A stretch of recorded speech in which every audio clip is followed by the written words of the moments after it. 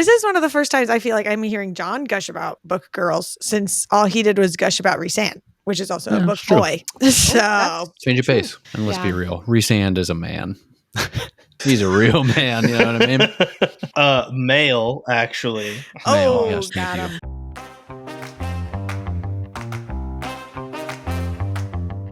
You are listening to Between Pages and Friends, a book club podcast hosted by Con and Lauren, two besties who read a lot of books, and John and Kyle, their supportive gamer husbands who agreed to read with them. I'm John. I'm Lauren. I'm Con. And I'm Kyle.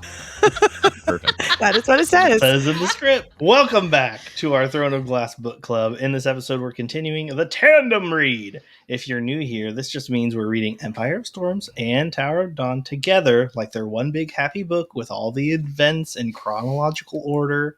This is a book club style podcast, so there are no spoilers beyond the assigned chapters for each episode. However, since we're reading both of these books each week, we will be discussing both. If you're reading them separately, get out of here until you've read them all.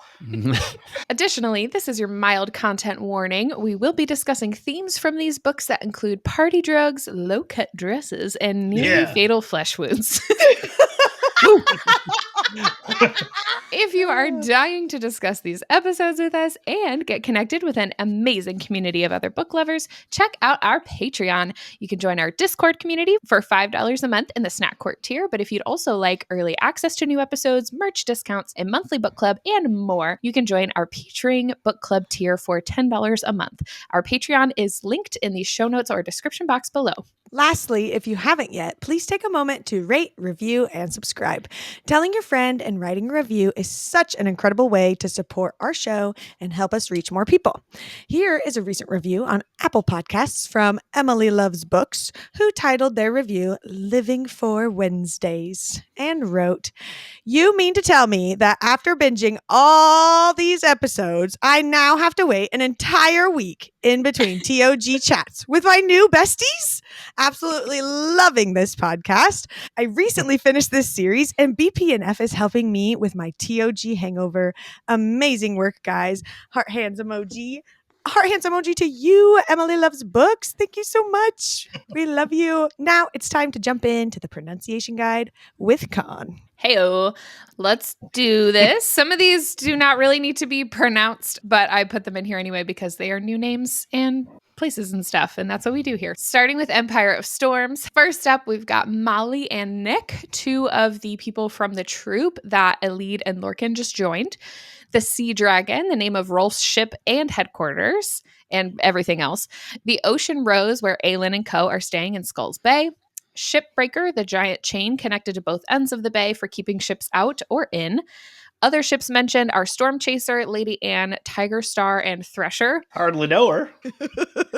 Here's a little recap of Maeve's remaining cadre, since they're all mentioned again in this section. So we have Lorcan, Gavriel, the kitty cat friend / Adian's dad, Fenris, the white wolf of Doranel, Vaughn, whose spirit animal is an osprey, and then Connell, who is Fenris's twin brother. And then some locations mentioned are Ilium and Laraba.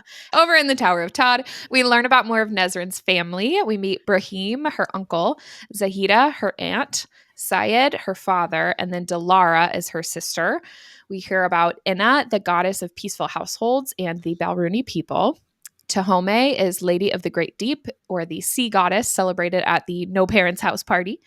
Terran, Kael's younger brother, was mentioned again here. And then we get a mention of Sartak's Sulde, which is a spear. And now it's time for the chapter recaps. Back to you, Juan. Thanks, Quan. And alas, we have another mostly uneventful chapter section, and I would say it has its moments, but after finishing the recap, I came back to edit the sentence to say that it doesn't really. And with that, buckle up, or maybe buckle down. No, that's not right. Stay in your seats for the most boring recap to date. We begin by joining back up with Elide and Lorcan, who fall in with some carnies. Nezrin visits her aunt and uncle to tell them about the attack at the Torre and to watch out for themselves.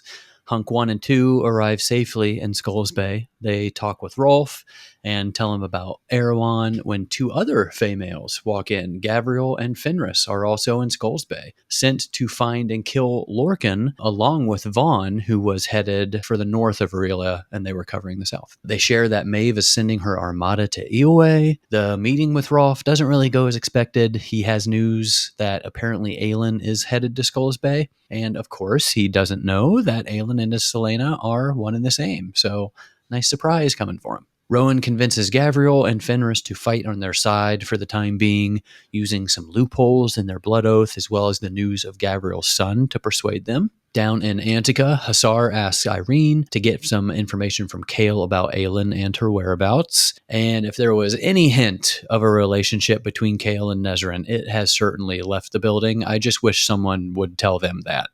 Kale goes to check on Irene, who has been sleeping for 2 days after their last healing session. A good session, am I right? He escorts Hafiza around the city on his way back to the palace, which I thought was a little cute moment. Him and Irene finally can reconvene for healing, and this is the Kale that we have been waiting for. Funny, charming, flirty, ripped. Baby. Well, Yeah, I guess he's always been ripped, but still. We're seeing him break out of his just Kale shell, and it's great. He accompanies Irene around the city as she visits some of her patients. She also gives him a little tour, and they arrive back at the palace and prepare for the festivities. They head to dinner. Irene, of course, looks stunning in her dress. Preach it, Kyle. Hussar changes up some of the seating arrangements, puts Nezrin next to Sartak and Irene next to Kale. Quick note, at first I was like, oh, she knows what she's doing and she knows what is up. She knows Nezrin and Sartak and Irene and Kale, but then I remembered that she asked Irene to get some info from Kale, and I was less excited. But still excited because Kale and Nezrin is a clear doomed relationship. It was over before it even really started, but I digress.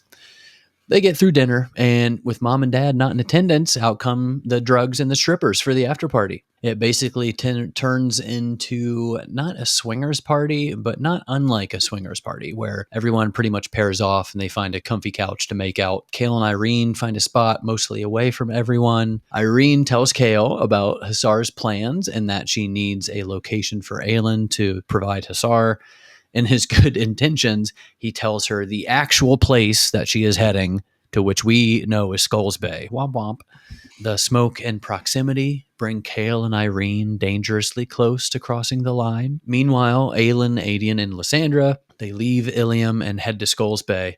Boy, what a chapter that was. I mean, so exciting. And probably the most exciting chapter of this section, mainly because I had completely forgotten about it, is Manon, severely injured but alive, comes face to face with Bloodhound version 2.0, but is able to escape thanks to Abraxos. Give it up for our boy. Thank you. Yes.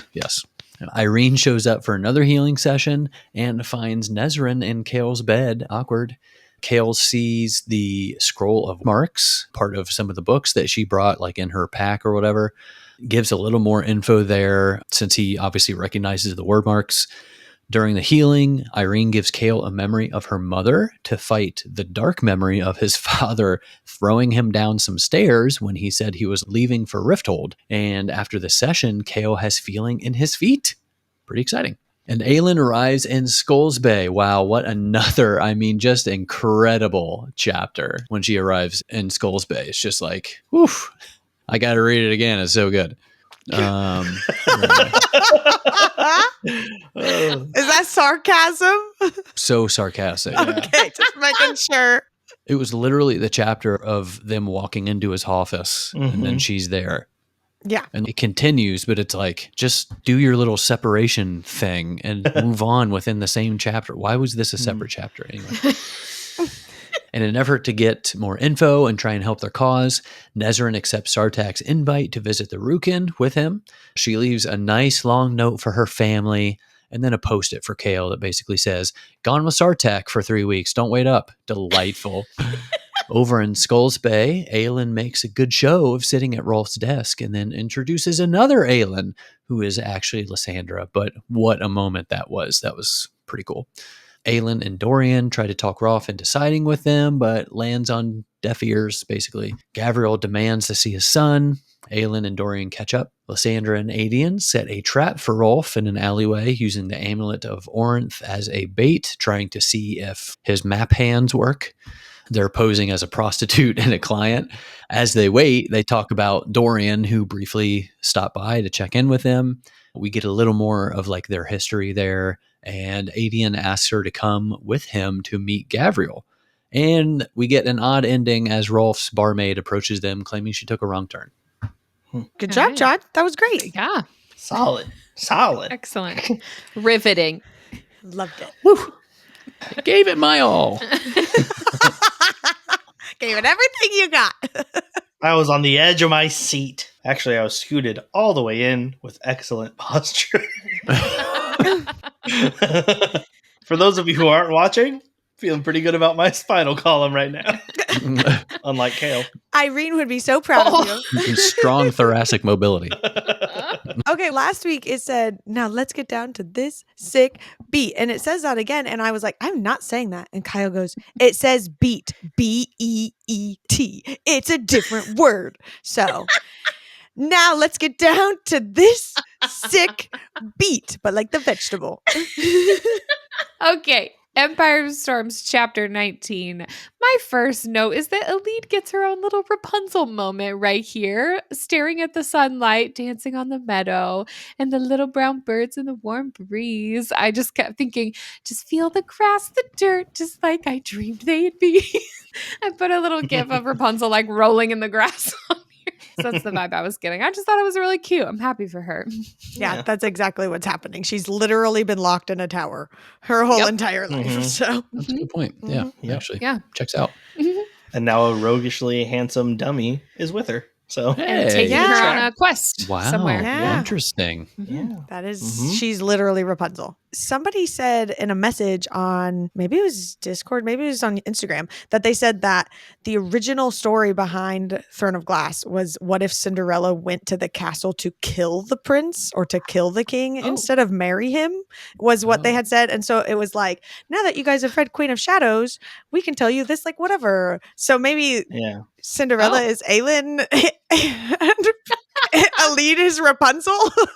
So her thought was, what if Cinderella went to kill the prince? Yeah. I think it would take about 7 more books. That's exactly what happened. The first ACOTAR book is described as like a Beauty and the Beast retelling. Yeah. So SJM is a Disney adult.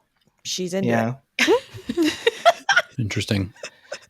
Interesting. I thought it was funny and also like, what's the word I'm looking for? Not a relief, but like it's a breath of fresh air. Thank you. Refreshing. Yes. It's when she's like changing how she looks a little bit before they head into the town or whatever. And it says Lorcan's eyes traveled from her feet to her head and he frowned again. Bigger tits won't prove or hide anything. And I thought there's something to be said for a character in this book who is unabashedly direct, especially when there's so much like little hidden things and like Aelin always having like a secret part of her plan. And I was just like, you know what? I appreciate that. Sure. Just me? You're not wrong. Okay, cool. I mean, I didn't think of it until you wrote it, and I was like, oh, yeah, I guess it is someone who says what they think. See, I highlighted this and was like, ooh, he's checking her out. So that's how I took it. Makes sense. Yeah. Because I've shipped them only by forced proximity at this point. Yes. So Okay. Yeah. This particular moment, that feels like a far reach. That's just me. I mean, he was looking. and he commented. Yeah. Are you saying Okay. of all my comments of couples, this is the furthest reach? 'Cause I've made some crazy accusations out there. That's true. Oh my gosh. Anyways, I did appreciate though from Lorcan that he was able to like use his magic to help Elide with her like limp or whatever. It said before she could finish, a force like a cool night wind pushed against her ankle and calf, then wrapped around it like a solid grip, a brace. So first of all, super cool. They're compatible. Love that for them. But like, why isn't she just wearing a brace all the time or like a makeshift one or something? I mean, she just got out of her chains. I know. She's been walking around forever, and she's like in the woods. What's she gonna What's do? she gonna make a bracelet? I need a a tourniquet. stick. I don't know. I said a makeshift one. I've seen it happen in movies and stuff. I don't know. Oh, okay. This is a book. Oh, my bad. I forgot that part. This is a low budget scene in the book. Apparently, a whole low budget storyline. They're just in the same set in the woods. They just change people or camera angles. It might just be a thing where it's like she's had chains on her whole life and she's used to her limp. It's not something she thinks to brace anymore. It's just, it is what it is. Yeah, but that's what I'm saying. Maybe after this, after she's like, oh, I Maybe. could do this, you know? Yeah, that felt nice. Yeah. Give me some orthopedics. Or the two of them have to stay together forever and he's just always picking her up when she's down. They could brace their legs together and they do like the 3-legged race thing. Like, come on, let's go. Lorcan's like twice her height. And like 10 times as fast. He's just like carrying her on his side. Yeah. Sprinting. Just picks her up. I think she's helping her other legs just kicking in the wind like a puppy. That's the real talent that they should bring to the carnival, is the fastest potato sack race. That's what they should have said. Yeah, put some burlap on us. You wouldn't believe how fast we can go. I'm not even 20 minutes in and I multiple tears coming out of my face. Oh, that's so good. Oh my Could gosh. you imagine going to a circus and that's an act? I'd be so mad I paid to get in. I was like, are you kidding me? Next up, tug of war. Oh, entertainment at its finest. All right, moving on. I love Elid's whole inner monologue about channeling Astron's charm and confidence and fearlessness for this interaction with Molly. I felt like it was really cool to see how we've talked a lot about how she can change the way that people perceive her, but it was cool to see this happen in her head. Here's the person I'm going to act, and here's how I'm going to pull traits from their interactions with people and mask that and make myself come across differently. I liked that whole little inner monologue there. Yeah, and back in Air of Fire, when Selena was like going to change to Aelin and whatever, and I was saying like, I wonder if in the POV it's now just Aelin says whatever, and then it did. And so here I was writing like, when is it going to switch to just a lead's smile or a lead's walk or a lead's voice? Like she's tried to be Manon. She's now tried to be, you know, Astrid. Like when is, like, I'm looking forward to her like growth and character development. And then the day when she's like her own person or she's like confident in herself and or at least I hope that happens because I think it is really cute because we do see these little fun moments, but it's like she doesn't know who she is. She's literally been locked away. She's not had these experiences, so she's like trying to figure it out and trying on different masks. I just said people, that sounds weird, but like personalities, there we go. Trying on different personalities to see what fits her, and it's working, but like when is she going to discover who a lead is, I guess is what I'm saying. This is like her makeover montage where she's trying on all the different outfits before she just simply removes her glasses and everyone realizes she's been beautiful this whole time. Exactly. And Morgan's just sitting on the stool outside. Not that one. Eating all the snacks and stuff provided. Absolutely. I do think like a lead may be another who I relate to in this story in that way. We've made jokes about me relating to Manon about just not being emotionally there. But Elite and I are both people watchers and both also prefer to be unseen and unbothered, but are halfway decent at acting like anybody because we're people watchers. We've seen people do it. I've had jobs where I've had to be someone that I'm not, like a vocal leadership on stage or something. But as soon as someone who's better than me at it shows up, I'll just like, your turn. Like I took what I could. See you later. But I relate to her in that, being able to just watch people and be like, oh yeah, I could fake that for a little bit. That's an interesting take on that because how I read this, how I talked about how I think some of that observant and like manipulative behavior kind of thing is like kind of what her magic is. So that's actually how I read this. Because of that gift of being observant of other people, she's able to almost take those traits of other people and just internalize it into herself and then be able to act like that way Mhm. whenever she wants to. That's your, as of right now. That's like my theory or Yeah. whatever. So Yeah. that just wasn't in my head because I don't Yeah. know, but that's how I took it. But that's what's fun about this is that we all take it different. And then Kyle is just a lead. So Yeah, there are times like Lauren and I will be talking and I'll say something and she'll be like, why would you say that? I was like, oh, I was pretending to be them. And she'll be like, oh, okay. Yeah, I thought you were talking. I was like, no, I was faking like I was that person. I do like that perspective though of like her being finally comfortable in her own skin because she's obviously been like so scared like her entire life from what's happened. But yeah, and I thought this was super funny when she finally does kind of like land him that job with the carnival or whatever.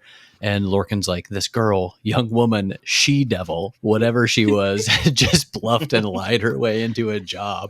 I just thought the she-devil thing was hilarious because I'm like, what an out of the ordinary descriptor for her. I don't know. She's it's so 19. weird. Yeah. I know. It's also funny because coming from a guy who's raised cities and killed hundreds of people, she lied on a job application and he's like, Yeah. witch, she-devil, burn them all. How dare she? I think he's a little mad here though because he like had his eyes on that girl, but then once they were married, that girl like didn't give him the time of day or whatever. Yeah. So she basically cock-blocked him, and so now she's a she-devil. So That makes more sense to me. Or maybe he just doesn't know how to act, so he doesn't get it. He's like, who are you? All these different things. He has no idea what like subtlety or acting is. He doesn't know how to lie. I just throw swords. I don't. You said something that wasn't true and right. What was that? Just now. When they're in the carriage and having this little conversation, I loved Elise line where she says, "A life of open skies and roads, of wandering where the wind takes you, answering to no one and nothing, a life of freedom. What more could I ask than to live a life unchecked by cages?" And I was like, I feel like Elite and Lysandra would be besties. That sounds like something Lysandra would say. That was cute. Yeah. And speaking of Lysandra, I only put this quote in here because I thought it was funny to bring back up. But they were talking about, like, she was getting information about Aelin. And I think it was Nick, the guy who was like driving the carriage. And he had said, a shapeshifter guards her back and two warrior princes flank her on either side. And Lorcan thought of that shapeshifter who had so unceremoniously vomited not once, but twice all over him. I literally laughed out loud at that point.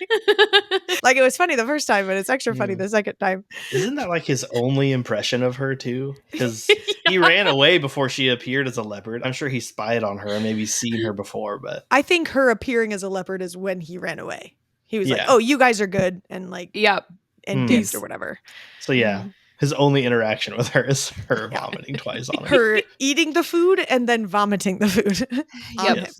And then I only put this in here just as maybe this is our starting point for Lorcan. It's really interesting in this book series because it is so long and we get so many characters so randomly throughout the book that I forget that like sometimes, oh, this is where you're starting in my book. And then we have other characters that we've had for 5 or whatever books now. And they're so much further, they're whatever in their process. And so this is for Lorcan. This is maybe like starting point for character development where it said, Lorcan had seen the worst and the best of men for 500 years. There was no such thing as a better world, no such thing as a happy end, because there was no endings. And there would be nothing waiting for them in this war. Nothing waiting for an escaped slave girl, but a shallow grave. And at the time I was like, oh, that's rough, dude. But that's right now what he thinks. And I'm hoping, obviously, we see like some growth and happiness and they fall in love. And I don't know. But I think that's probably like a good baseline for Lorcan right now. So nice. Yep. And then we jump over to Tower of Dawn, chapter 17. And, this is Nesrin. And she's talking about how she can sing really good, which I'm like, okay, bestie. And said she had never sung for Kale or the others, or even mentioned that her voice was ...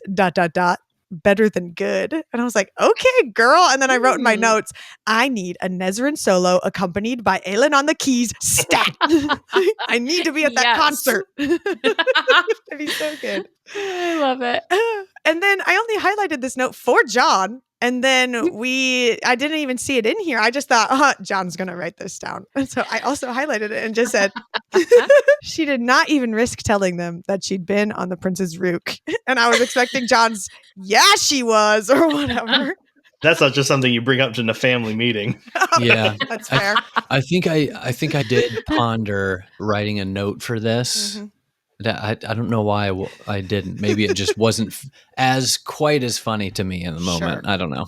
Just anytime the Rook is brought up, that's now all I think about because But still, I mean, she'd been on the Prince's Rook. I mean, that's she pretty was. good. Mm-hmm. She was writing it. She was on that thing. There it is. Oh, man. My only note for this was just a gif of Mushu from Mulan saying, "You like him, don't you?" Because that was my envisioning of her family being like, "Oh, we heard. I don't know." Yeah. You're out with Sark. Exactly Also, like the fact that they heard it, like they thought they were being so secretive, but apparently, word in the city is everyone was like, "Yeah, right there. There's a girl with him." That's them. Is it a bird? Is it a plane?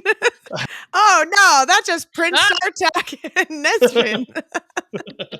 Yeah, they do that time to time. Anyways, Empire of Storms, chapter 20.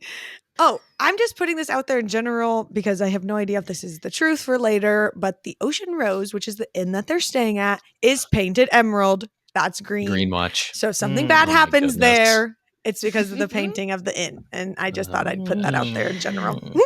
Okay, Green Watch. Always. I can't even read other books without it being like, oh, green eyes. I did that today too. You're welcome. Oh my gosh. Over to God's Watch. I didn't put all of my God's Watch notes in here today, but this one came up again later. So I have it in here. It says, "But as if the gods themselves wanted to test Rowan, a gust of rain-cooled wind sprayed into their faces, and some sense pricked in its wake. A shift in the air, like a great pocket of power gathered close, beckoning," which we find out later was Aelin hiding her scent or whatever.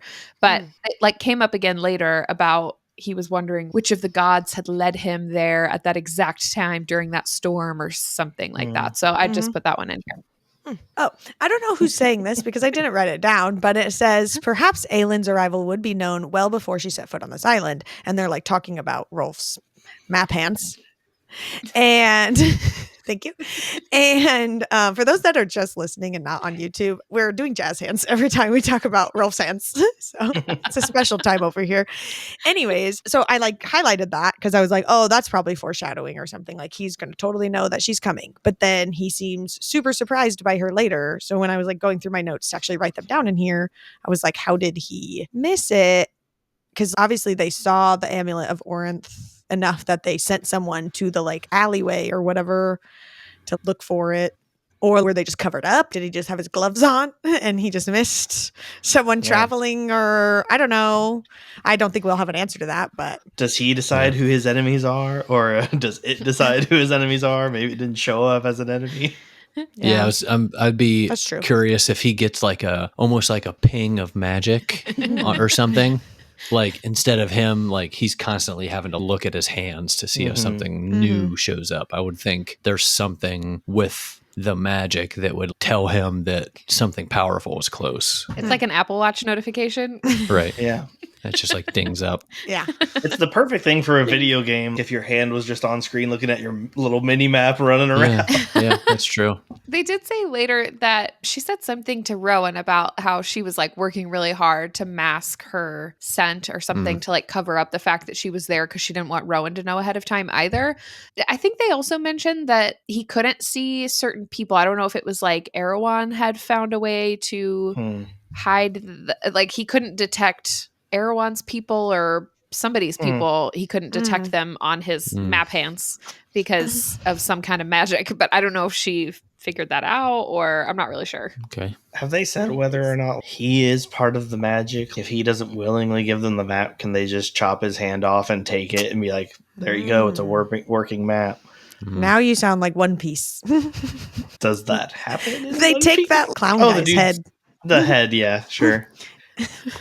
Anyway. I don't know what you're talking about. The people who do know what we're talking about will know what we're talking about. That's Okay. all that Okay. matters. I trust it. I Oh, had well. a quick note about something this I think this was Rowan's POV when they have this short interaction with the barmaid, and it says her accent rich and thick like Adian's. And I was like, does Adian have an accent? Yeah. Apparently. He sounds like the guy from that spa in Frozen. He's like, ooh. Think someone blow up. He is from up in the mountains, probably. He's got his little- Big summer blue. Think someone blow up. Now I'm gonna read everything he says in that book. That's never coming out of my head. Yeah, that's forever there. You're welcome. So Elizabeth Evans, the audiobook narrator, she sometimes will give certain characters an accent. I think sometimes it's just to differentiate characters, but I don't think she reads Adian's voice with any kind of accent, and I don't remember them ever saying anything about it. So that just threw me off for a second. I was like, what? Yeah, I would only think because he's like up in the mountains or he's really north or something, that it would be different than the Yes. accent that everyone Like a speaks somewhere else. Wisconsin accent. Yeah. Far north enough. Or Chicago. Canadian. Think of him as having an Arnold Swiss Austrian, something Yeah. like that. That'd be fun. Maybe not as thick, but Yeah. I don't know. I like it. Okay. Yeah. Speaking of the barmaid, that leads me into my next note. Last episode, all I talked about was Lysandra turning into a sea dragon because I'm convinced it's going to happen. And then we get a ton of things about that right here. First of all, Rolf's headquarters tavern place and his boat is called the Sea Dragon. And then the barmaid has twin tattoos of roaring gray sea dragons, and their scales matched her eyes perfectly. I'm convinced she's a sea dragon, or maybe she's one of the, is it Mycenians? Is how I would say that. So she's one of them. And then they go upstairs to Rolf's office, and there's guards outside there. And it said that each of them were armed with fine swords whose hilts were fashioned after attacking sea dragons. So they're also Mycenians. And so I'm convinced at this point that, and you can't tell me otherwise, that Lysandra is going to become a sea dragon while with these people. And then they're going to be like, oh my gosh, we can be Mycenians again or something. And that's why the barmaid has an accent like Adian's, because she is from Terracin and would have an accent from there and is where they were from. And it's all together and it's all connected. I told Connor you were going to eat this up. I know. Yeah. I saw it coming. And then I put a picture of the guy from Incredibles where Dash puts the little Dash puts the tack on the teacher's seat and he's like, coincidence? I think not. And that's where I'm at. So. I do think I because love later on she talks about like how much effort it takes to turn into larger things. Yeah. So it will be interesting if she does to see how much effort that takes and how long she could hold it and stuff like that. Yeah, and how long it takes to build up the magic or whatever. Or to recover from it even. The only note I think I had from this chapter was, how many times are they going to say sea dragon? Yeah. And the that's fine. answer so far is 13 times it's been mentioned. The magic number. So far. So far. They did a lot in that like section alone. Mhm. And yeah, so after they talk to the barmaid and they're like talking about Rolf as they're like heading up to his office, and Rowan uses the term unawares, like catching him unawares. And I just stopped and I was like, I know I've read this before, and I'm sure I've heard it some like in a movie probably too, but I know I've read it before. And I'm just like, I've never understood why this word is always pluralized in this way. It doesn't make any sense. Like, are we 1920s gangsters? Like, would have caught us unawares? See, walked right in and never knew what hit us. See, like, what's going on? Like, why is this word even a word? And I was just, I don't know. That was my only thought here. It really bugged me. I don't know. I mean, Connor asked in the notes for me to help in the etymology. And I will. We're going to get nerdy. It's actually pretty simple. So, Actually, hate to catch you unawares with this. The simplest form is unaware is an adjective. So someone can be unaware, but unawares is an adverb. So the act Oh. of being caught unawares is, I don't know. It's really, Yeah. it's not as fun as it should be of an explanation. One just defines someone and the other one defines an act. So, Gross. I get Yeah. that. I get that. yeah. Okay. Gross I appreciate English that. language. All right. Boo. Boo, you suck. Just say catch him off guard. Yeah. When you write your book, you can do that. Thank you. I will, Lauren. There's going to be so many people off guard. They won't know what hit him. Title your book Unawares. There you go. Yes. And never use that word. Yeah, never use it in the book. People Yep. are like, why was it titled this? Not a good idea. That's hilarious. Oh my God. Okay. Empire Storms, chapter 21. This is just a note to put out there in general that Duke Parrington is now calling himself King Parrington and has taken over Otterlin and has said that Dorian is now like an enemy of the crown and an enemy of Otterlin. It's just putting it out there to say that is a major event happening. Nothing really happens with that information for this rest of this chapters. We just know it, but I'm sure that will be a major thing later. But the one thing I did feel like was really random out of this was it said that your brother has been named Parrington's heir and crown. So he names Prince Holland the new heir. But I was like, that felt really random because he's literally Erewhon and he's coming out saying he is Erewhon. He's not faking as Duke Parrington. He could literally pick anyone in the entire world if he has to name an heir, and he picks up a 14, 13-year-old boy who's hiding in a mountain right now. It just feels like that was okay, sure. I guess it made Dorian feel a way, but he also didn't care that his brother was in a mountain. So I don't know. I just thought that was weird. He did later. He was like, oh man, I regret not telling them more. I just told them to stay there and didn't prepare them for whatever. Yeah. Holland's also just generally the worst. So maybe he was like, this is a good protege to have. That's true. Yeah. Young enough to train up in the ways of the Vogue. Maybe he already is one. Maybe you already are one. I show off all my fingers are covered in rings. Just kidding. Is that my new necklace? My next note is that after last week when Adian was swearing creatively, this week Dorian swore low and viciously. And I need to know what these swears are. I'm curious. I want them as part of the book. I don't want to have to guess. She had a note back to it. Come back later. Put a swear here.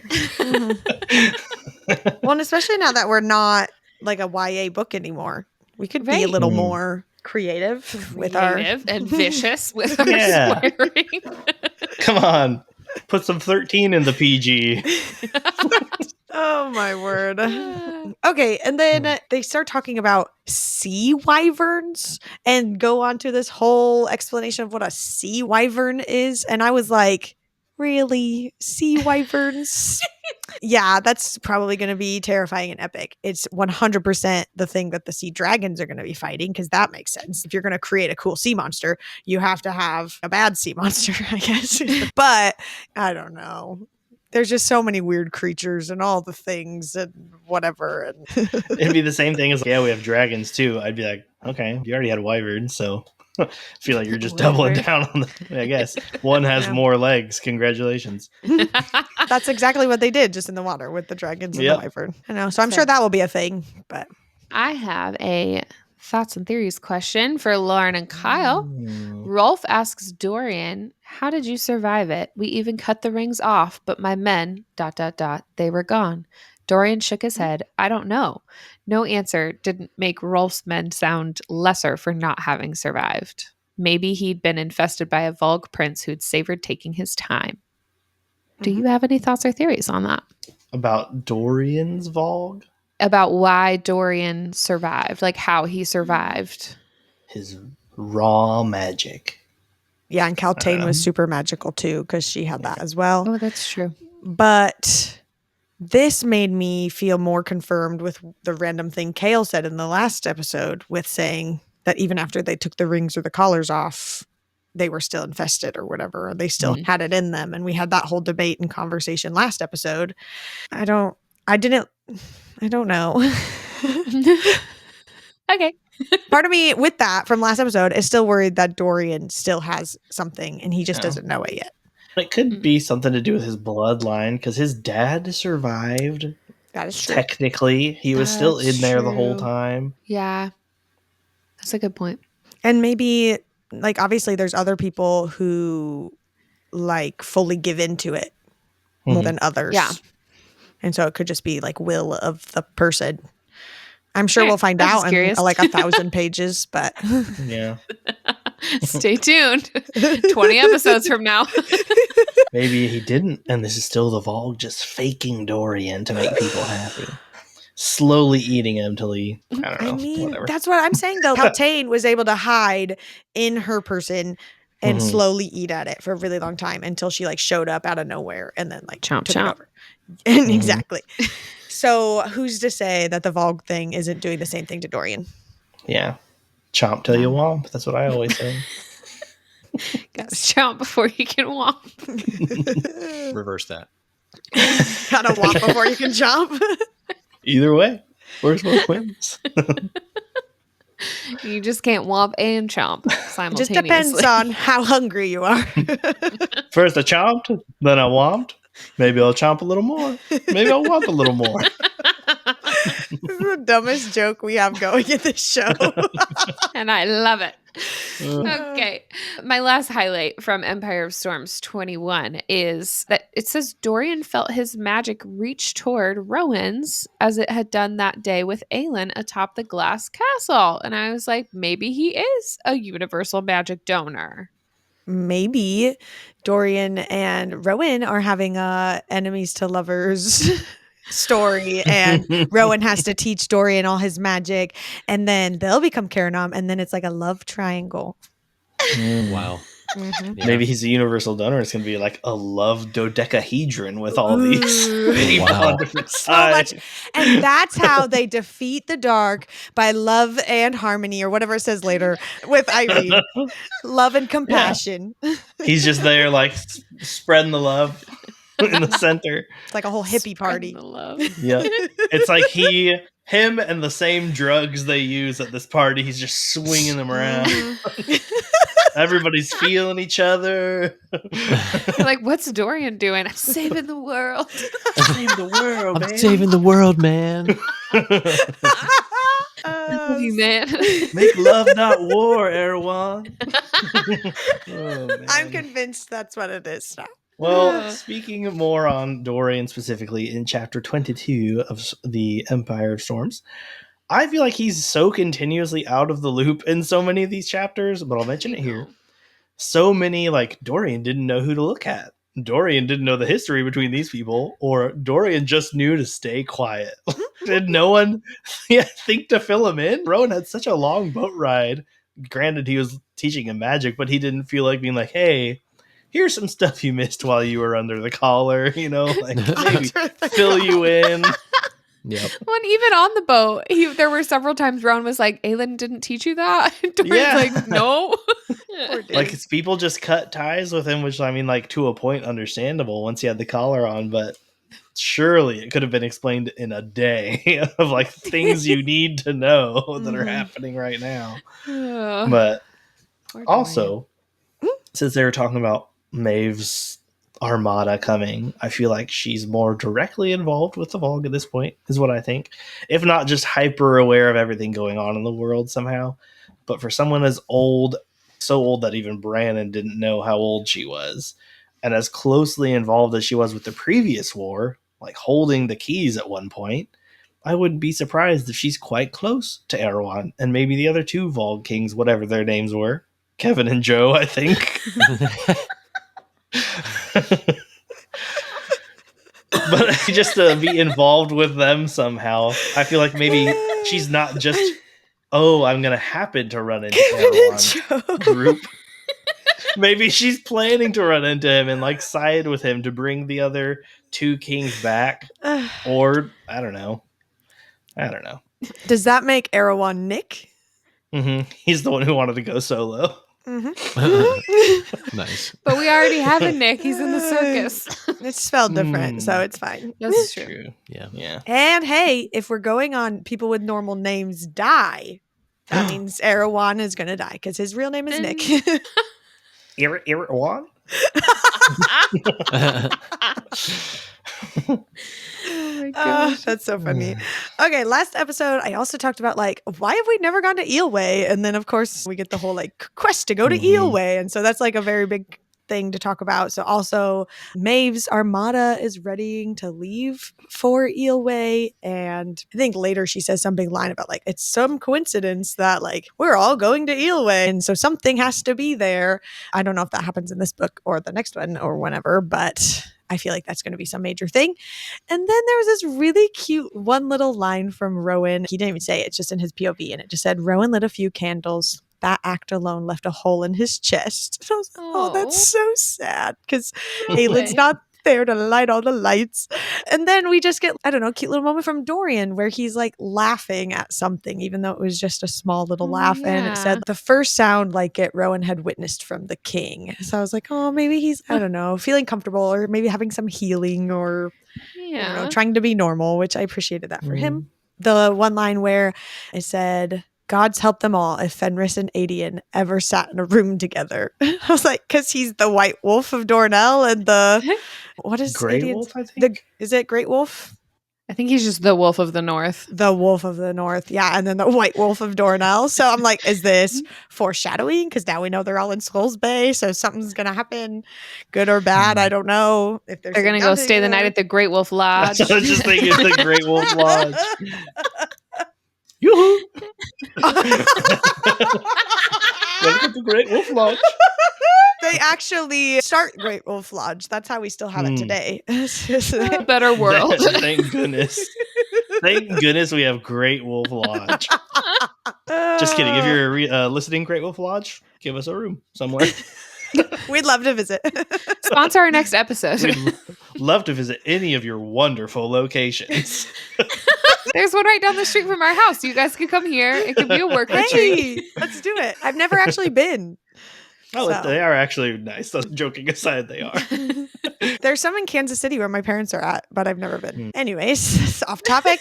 But we do learn that Gavriel and Fenris and Vaughn, I guess, are here to kill Lorcan, which at the moment felt like, oh no. And then I was like, oh, okay, this isn't that big of a deal right now, at least. But they don't know where he is. Probably Skulls Bay. Let's tell everyone Skulls Bay. Why don't we, Kale? Okay, Empire Storms, chapter 23. Fenris let out a harsh laugh. Mother's tits, Rowan. And I said, is this the creative swearing they were talking about? I read this and I immediately thought, there's none of my friend groups that if anyone said that, the room would fall immediately silent and just stare at the person who said that. What are you talking about, dude? When did you start saying that? Did you say it around your mother? Who taught you that? Slap on the back of the head. Fenris! What a weird thing to say. That's super weird. Creative, though. That is true. Very creative. And then Rowan basically tries to make a deal with Fenris and Gavriel to work with them. And then he'll give information on Lorcan, or Lorcan is going to come to him. He was being very aloof about it with them as far as the details go. But they were like, what? Work for your queen? Fight in your battles? And later, Rowan thought, Harrison needs more troops. And here's a 3-male army. And I was like, oh, that will be epic if they got the whole cadre together and they had this whole reunion on the battlefield kind of moment. It's like One Direction versus Jonas Brothers in a final battle. Kingdom of Ash is just one long dance off. It's like Footloose. Kale can get Footloose. He can move his feet again. Oh, God. That's so good. Okay. But Rowan was like trying to convince them to join with the fight and said, but Aelin is one person and even her gifts might not be enough to win alone. He said he breathed, meeting Fenris's stare, then Gavriel's. She will die. And once that flame goes out, it is done. There's no second chance. Once that fire is extinguished, we are all doomed in every land and every world. And I feel like there's so many characters in this story. And even last episode, I was talking about maybe it's the healers and they're light and whatever. And Aylin's just a person. But this makes it feel like, no, she's the main character. And she's important for this, whatever reason. I don't know. Obviously, like Rowan has some bias here towards her, but I feel like that's going to be a moment. And then Rowan just pulls a classic Kale here and tells everyone's business, even without, like, he didn't need to tell them that business, but he does. And saying that Adian is Gabriel's son and like hanging that over them and stuff, which causes them a little bit of drama later so far that we've seen. But I'm interested how that will play out. Yeah, he really blurted that one out. Yes, he did. I was like, oh, what a Kale. It's offensive. That's offensive. Last time Kale did this, he did it to Adian about literally like, Selena is Aelin, and here's every detail from the last 2 books. And then, and now Rowan's saying it about Adian again. He just hands him the book, Throne of Glass and Crown of Midnight. Read these and then you'll understand everything. And then we'll record a podcast together.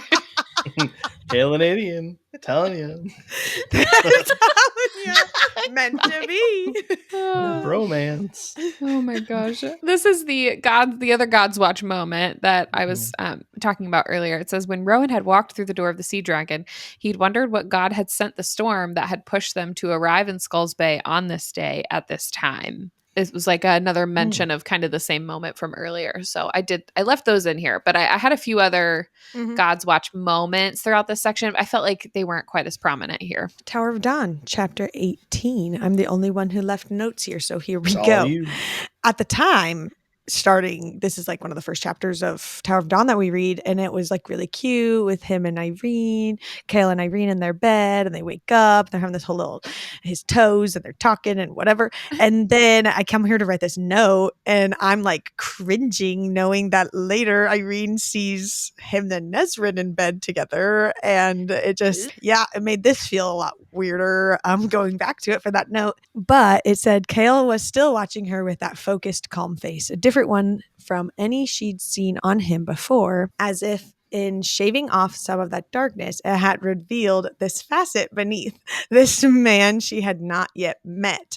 And so first of all, totally here for their relationship, big fan, but also just really cute that, like, unfortunately for Nesrin, I feel like their relationship isn't happening because he isn't himself. He is obviously dealing with something and she doesn't quite see that eye to eye, but like even Irene is saying, oh, I have not actually seen who he really is. Like he is being corrupted by something or however that's like messing with him and stuff. So it's super unfortunate for Nesrin. I don't think there's anything coming back from that, but I think that's seeing where maybe some of that downfall is, that it's not necessarily all just Kale being the worst or her corrupted by toxic masculinity. No. That's what the Vogue is a metaphor, right? But like she was falling in love with him, or they like had their relationship before that happened. Yeah. And it was like super, super cute. And then he got like attacked by the King of Otterland. Then that's when it all started falling apart. Was it cute before the King of Otterland? Because I know they had that one meeting before the fight and they had the cute moment. But before then, it even like explicitly said, oh, we've like used each other, but we've never talked. Yeah, they were really using each other as more of a distraction. I feel like at the beginning, like they didn't really have a relationship. It was just like a hookup situation. Yeah. And maybe ended trying to build towards something more right before the fight. But that I feel like was the only time that they've had a talk.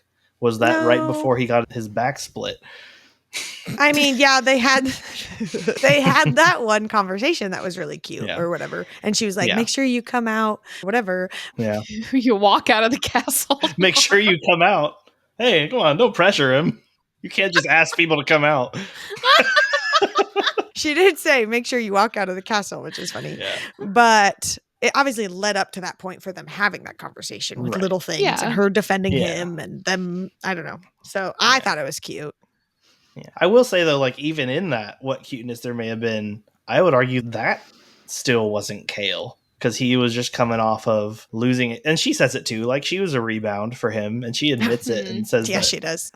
But that wasn't really him at his best. He was at a very low point. And probably not quite as low as he is now after the attack and literally being corrupted, but In still. a wheelchair. Yeah. A little lower, 2.5 feet or so. And it's really unfortunate for Nesrin, but obviously, hopefully she's happy with Sartak or whoever she ends up with. But I do think it will be really cute for Kale and Irene because she's like the one helping him out of whatever's going on. So there's that. And with that, it said Irene was lightheaded as she crawled off the bed from the blood loss, she told herself, even as she smiled through her bath. And then that made me smile too, because she's just so in love and she won't admit it. So, so cute. Irene. I know. But that takes us to chapter 19. And one of the first lines in here was, he didn't tell Nesrin. And I was like, oh, strong start. Solid. So, like, not even about your toes. Like, it's like exciting and it's not even like a main thing. Look what I can do. Look what I can do. I got map hands and twinkle toes over here. Twinkle toes. But then I was like really thrown off at first when he just like grabs Nesrin and kisses her. And I was like, what is going on? Grab her and kiss the crap out of her. Kiss the crap out of her. He does that. He kisses the crap out of her. But then he immediately is like, there had been no heat in it, the kiss. No real feeling. And I was like, so this was just for science, I guess. You just like really had to make sure. Did it say it was from him or from her? Like he noticed no heat from her or he put no heat into it? I think it was he noticed that there just wasn't. Okay. There was like nothing behind it. Just no chemistry, I guess. Yeah. And then just a quick note about how it said there was like the holiday tomorrow, you know, the little house party. It said to honor one of the 36 gods those minarets each represented. So like, do they have a holiday every week if there's at least one for each god? Because like that sounds fun. Yeah. As long as the parents are away. Yeah, I guess they'd been like talking about this party for a while, but I'm like, if you have 36 of these parties, that's at least more than bi-weekly. But then if there's, you know, you got other holidays too, it sounds like a nonstop party over in Antica. I feel like, or I think Irene talked about this or said something to it and said, but not everyone celebrates every single one or something along those lines. Sure. That makes passing sense. comment, just because you would literally just be partying nonstop. But this was like, one that typically everyone would have a celebration for because it was like about the sea as far as like this is a national holiday. Yes. Paid time off. Got it. Let's hope. Everybody's on day off. That's funny. It just made me laugh because we literally come out of him like, Kale not telling Nesrin anything and he's feeling no feeling out of this kiss. And then he's getting on his horse and he said he got a wink of approval from Shen before the god sauntered back to his post. He shutted out what that did to his chest. And I was like, oh, Kale's having feelings for Shen, but nothing from Nesrin. Embarrassing. He hasn't had a wink in a while. Give the guy a break. Yes. I actually think he was probably like feeling Proud. like, no, like somebody dude just helped him on his horse and now he's joking with him kind of thing. Prideful, some sort of, you said proud, but like in a bad way. Yeah. No. I meant, like prideful. I meant like prideful, not proud. And I was just taking it like a joke. Like a quick conversation between Irene and Kale where she was like, answer my question, please.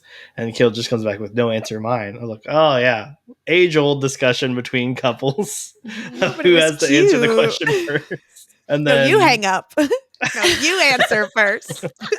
You decide where we eat. I don't care. Cute. I also wrote another quick one between them where Kale was like, so we're back to the animosity today.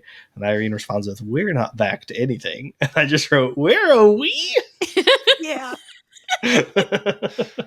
And it says, slowly, Kale's eyes swept over Irene every inch. Her heart thundered at the look, the relentless focus. And he says, good color, good posture, certainly good sass. Oh.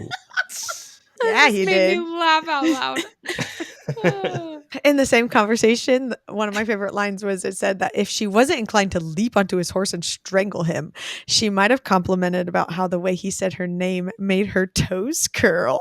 Yeah, it did. She's gonna mount something. Oh, hey. Ew. And then I think in this same conversation and interaction says Kale's eyes dance. I'm feeling quite well, Irene. Thank you for asking. And I think it went on to say that how he said her name or something, it like flustered her. And I just thought, Kale, you little saucy minx.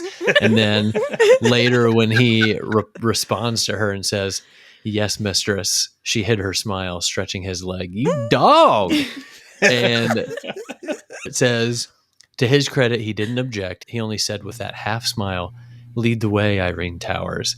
And though she told herself not to, a little smile tugged on Irene's mouth as they rode into the awakening city. And I just thought, Kale, my man, you little sly devil. He's laying it on thick, finally.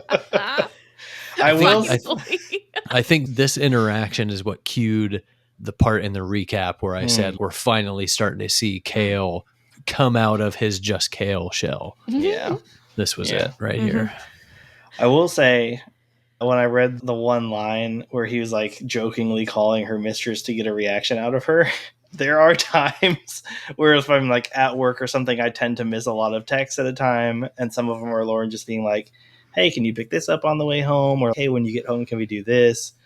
Just a list of chores, or can you do the honey-do list? That's what some people call it. And I will sometimes jokingly text back, yes, mistress. She'll usually send some sly gif back or whatever. But it's fun. I related to that joke that Kale did, especially like in public like that. It's sometimes funny to see a reaction. Well, and then he asked me earlier if he could share that story in the podcast. And I said, that's fine, as long as you know your place. Oh, gosh. Yeah, when I read that, I was like, oh, hey. I do that. Oh, I do that. All right, well, on to chapter 20, Tower of Dawn. I feel as if Old Man Boyles, who we meet at the beginning of this chapter, who Irene is feeling, I don't know if he gets a name. I feel like it might be indicative of a future relationship dynamic between Irene and Kale, in that maybe the darkness never truly leaves, and she's like sort of needed constantly to light him up in order to save off the dark echo. But I don't know, like she's like, oh, I keep coming back to this guy and it keeps coming back. I feel like, oh, well, maybe that's showing of maybe what their relationship might be if she needs to be near him to constantly push it off. Even if he can walk again, maybe he'll still need that interaction with her, which permanent force proximity. So Force proximity. So Alid and Kale need Irene and Lorcan to walk. That's what I'm learning. Yep. Got it. There you go. Yeah. Forever. Yeah. It's sort of like reverse roles where it's like, oh, well, Alid needs a man, but Kale needs a good woman. Like different people have different needs, you know? Some people need a giant himbo hunter to guide her through the three-legged race. That's good. Oh my god. Kale just needs a lady with back dimples. Don't we all? Hey, you know? That's what I prayed for as a child growing up. A girl with back dimples, please. Oh my gosh. Anyway, I loved some of this is a real change of pace of the kind of observational notes here from Kale, just like watching Irene and studying her.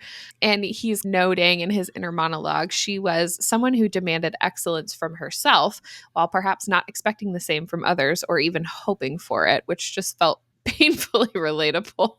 And then I have another observational note later in this chapter where Kale is recalling Adian's words from, I think it was from Queen of Shadows, where Adian said, "What do you suppose the people on other continents across all those seas think of us? Do you think they hate us or pity us for what we do to each other?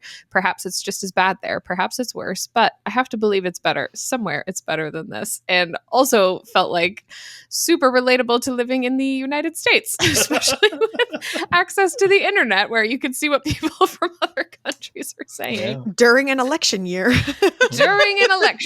Yup. Okay, so as much as I'm fangirling over Irene and Kale, which don't get me wrong, I am, and I still will later in these chapters, there are some times that certain things happen that it's just given me the ick, only because he still has Nesrin on the side and he says like they're in a relationship and they're like whatever. And so the fact that he like straight up tells Nesrin, I will not travel the city with you, because he wants to like rest, or he's trying to be healed or whatever. And then he turns around on the same morning and goes out with Irene and just has like this whole lovely morning.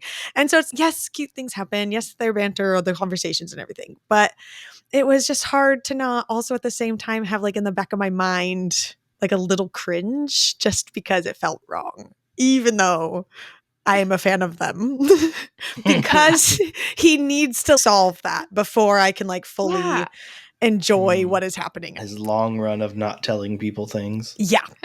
I felt like that too. I was like, why did he not why did he tell Irene that he's with Nesrin after this failed science experiment where he just tried to kiss her and was like, oh, nothing there. That seemed definitive in his mind, but then he's still, I guess maybe to like spare her feelings or something. I don't know. I don't either. He's nothing if not loyal to those that he probably shouldn't be until it's too late to undo the damage done by said loyalty. It's a great point.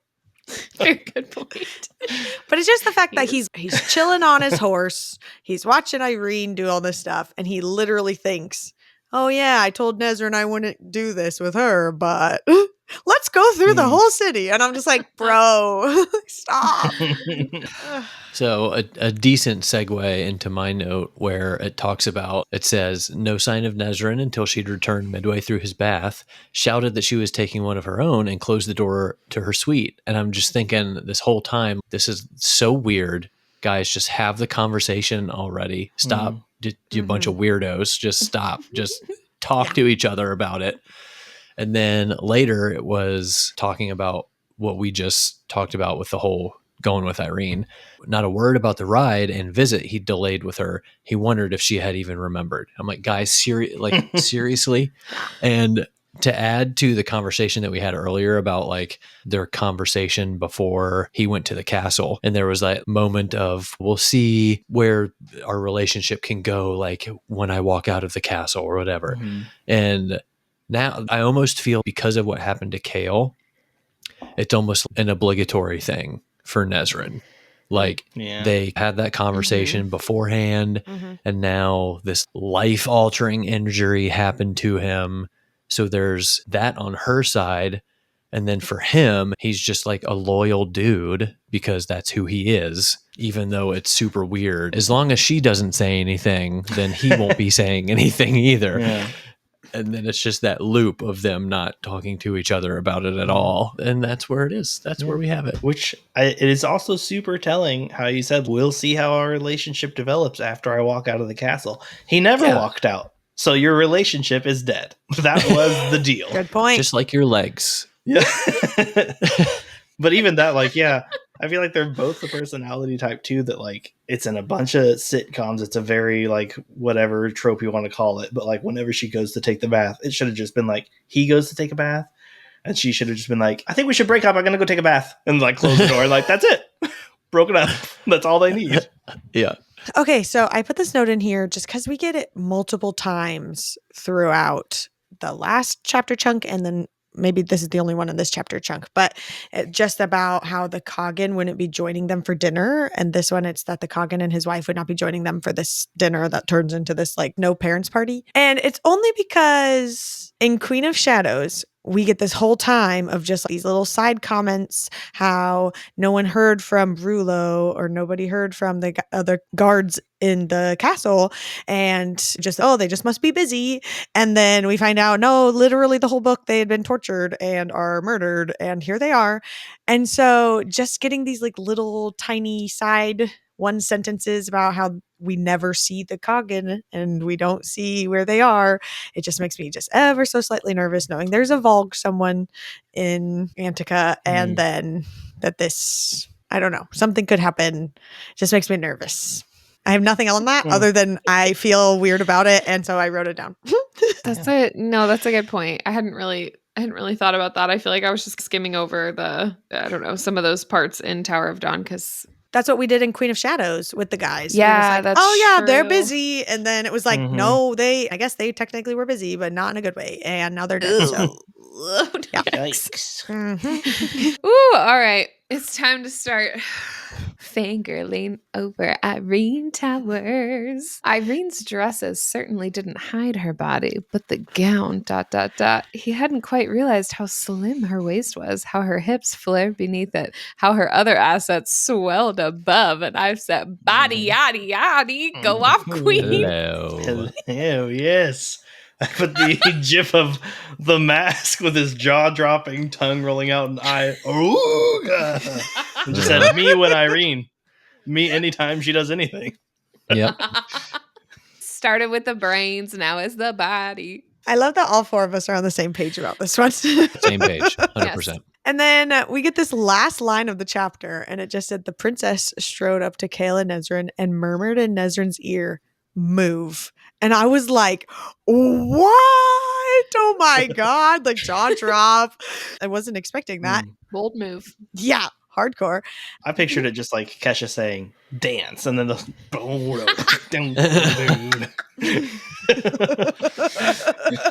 Just like that, Kyle. Yeah. Anyways, so they go into the next chapter in chapter 21, and she has them sit next to Sartak and Irene. Like she couples them off, which I didn't think of it in the way John said it in the chapter recap, where it was like, because Hussar wanted to get the information.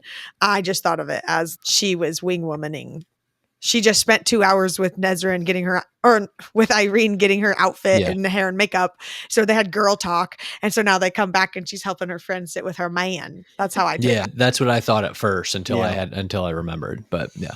Also really cute how in both of these books, Kale and Dorian both keep thinking about the other person. And, I wish Kale was here. And Kale's, Dorian would have loved this party.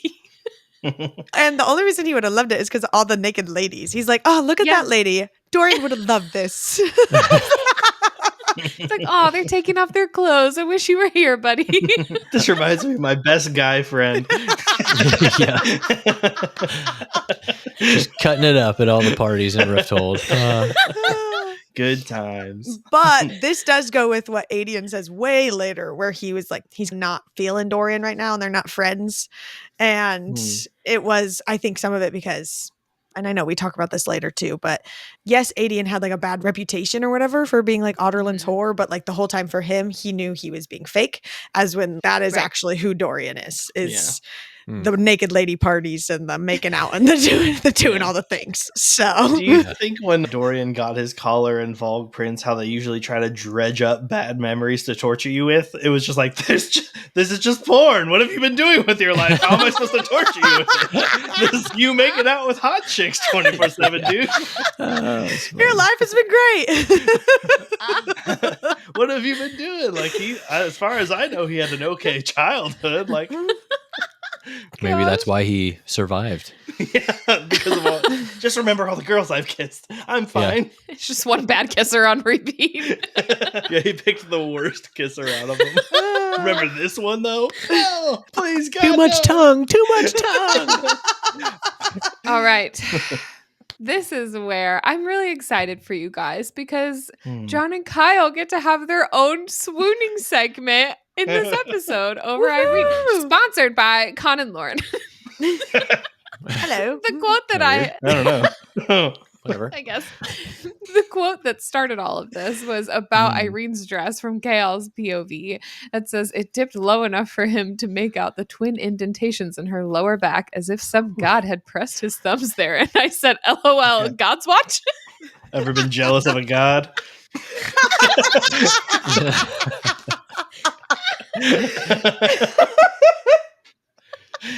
And I had to throw the note in there because I did this with the hair up, her hair up, when I said this could be a problem for me. And I also put that here after this part. I just put the picture of someone saying, I'm looking respectfully, and their eyes are like huge. Respectfully. Like noticing or looking over at Nezrin and Sartak, he says, he waited for a tug of jealousy at seeing Nezrin smile to the prince, whose body was the pinnacle of relaxed, his arm draped along the back of the couch behind her, an ankle crossed over a knee. Perhaps he just trusted Nezrin, but nothing stirred in him at the sight. And I was like, yeah, that's because y'all don't give a hoot about each other, my dude. Like, clearly. They don't, no cares. No F's given. See? And then as Kale and Irene are sitting on the couch, it Yeah, says they are. Kale, yeah, they are. Kel found himself studying the slight curl to the ends of Irene's long hair. He found his fingers shifting as if imagining the feel of it between them. Yeah, he did. Yes. And then Irene says, talking about Hussar, she will make life very difficult if I do not appear to get you to warm to me. And Kale said, I would think you'd already done that, Irene Towers. He watched the color bloom on her face, watched how it made the gold in her eyes brighten. Yeah, he did. and then continued to hold Irene's gaze, continued to press her hand against his upper arm, continued to watch the color stain her cheeks. The tip of her tongue darted out to moisten her lips. Yeah, he did. Yeah.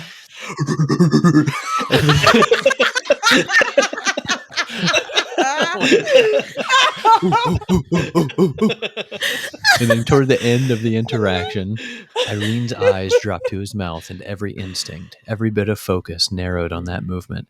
Every part of him came to attention, and the sensation of it as he casually adjusted the jacket over his lap was better than an ice bath. And I was like, bro, 100% has a chub right now. He just went from 6 to midnight. The wise man once said, boy, oi, oi.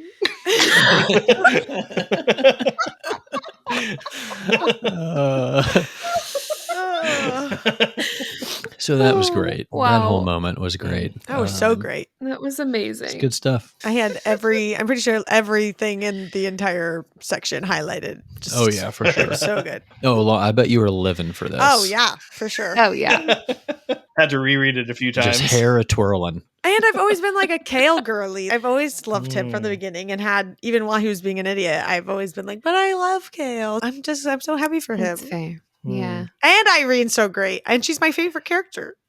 I picture you on your couch, like getting this point and then getting into it. You like set down the book and you're like leaning forward and you're just Twirling your hair. like anxiously reading, just like straightening your hair.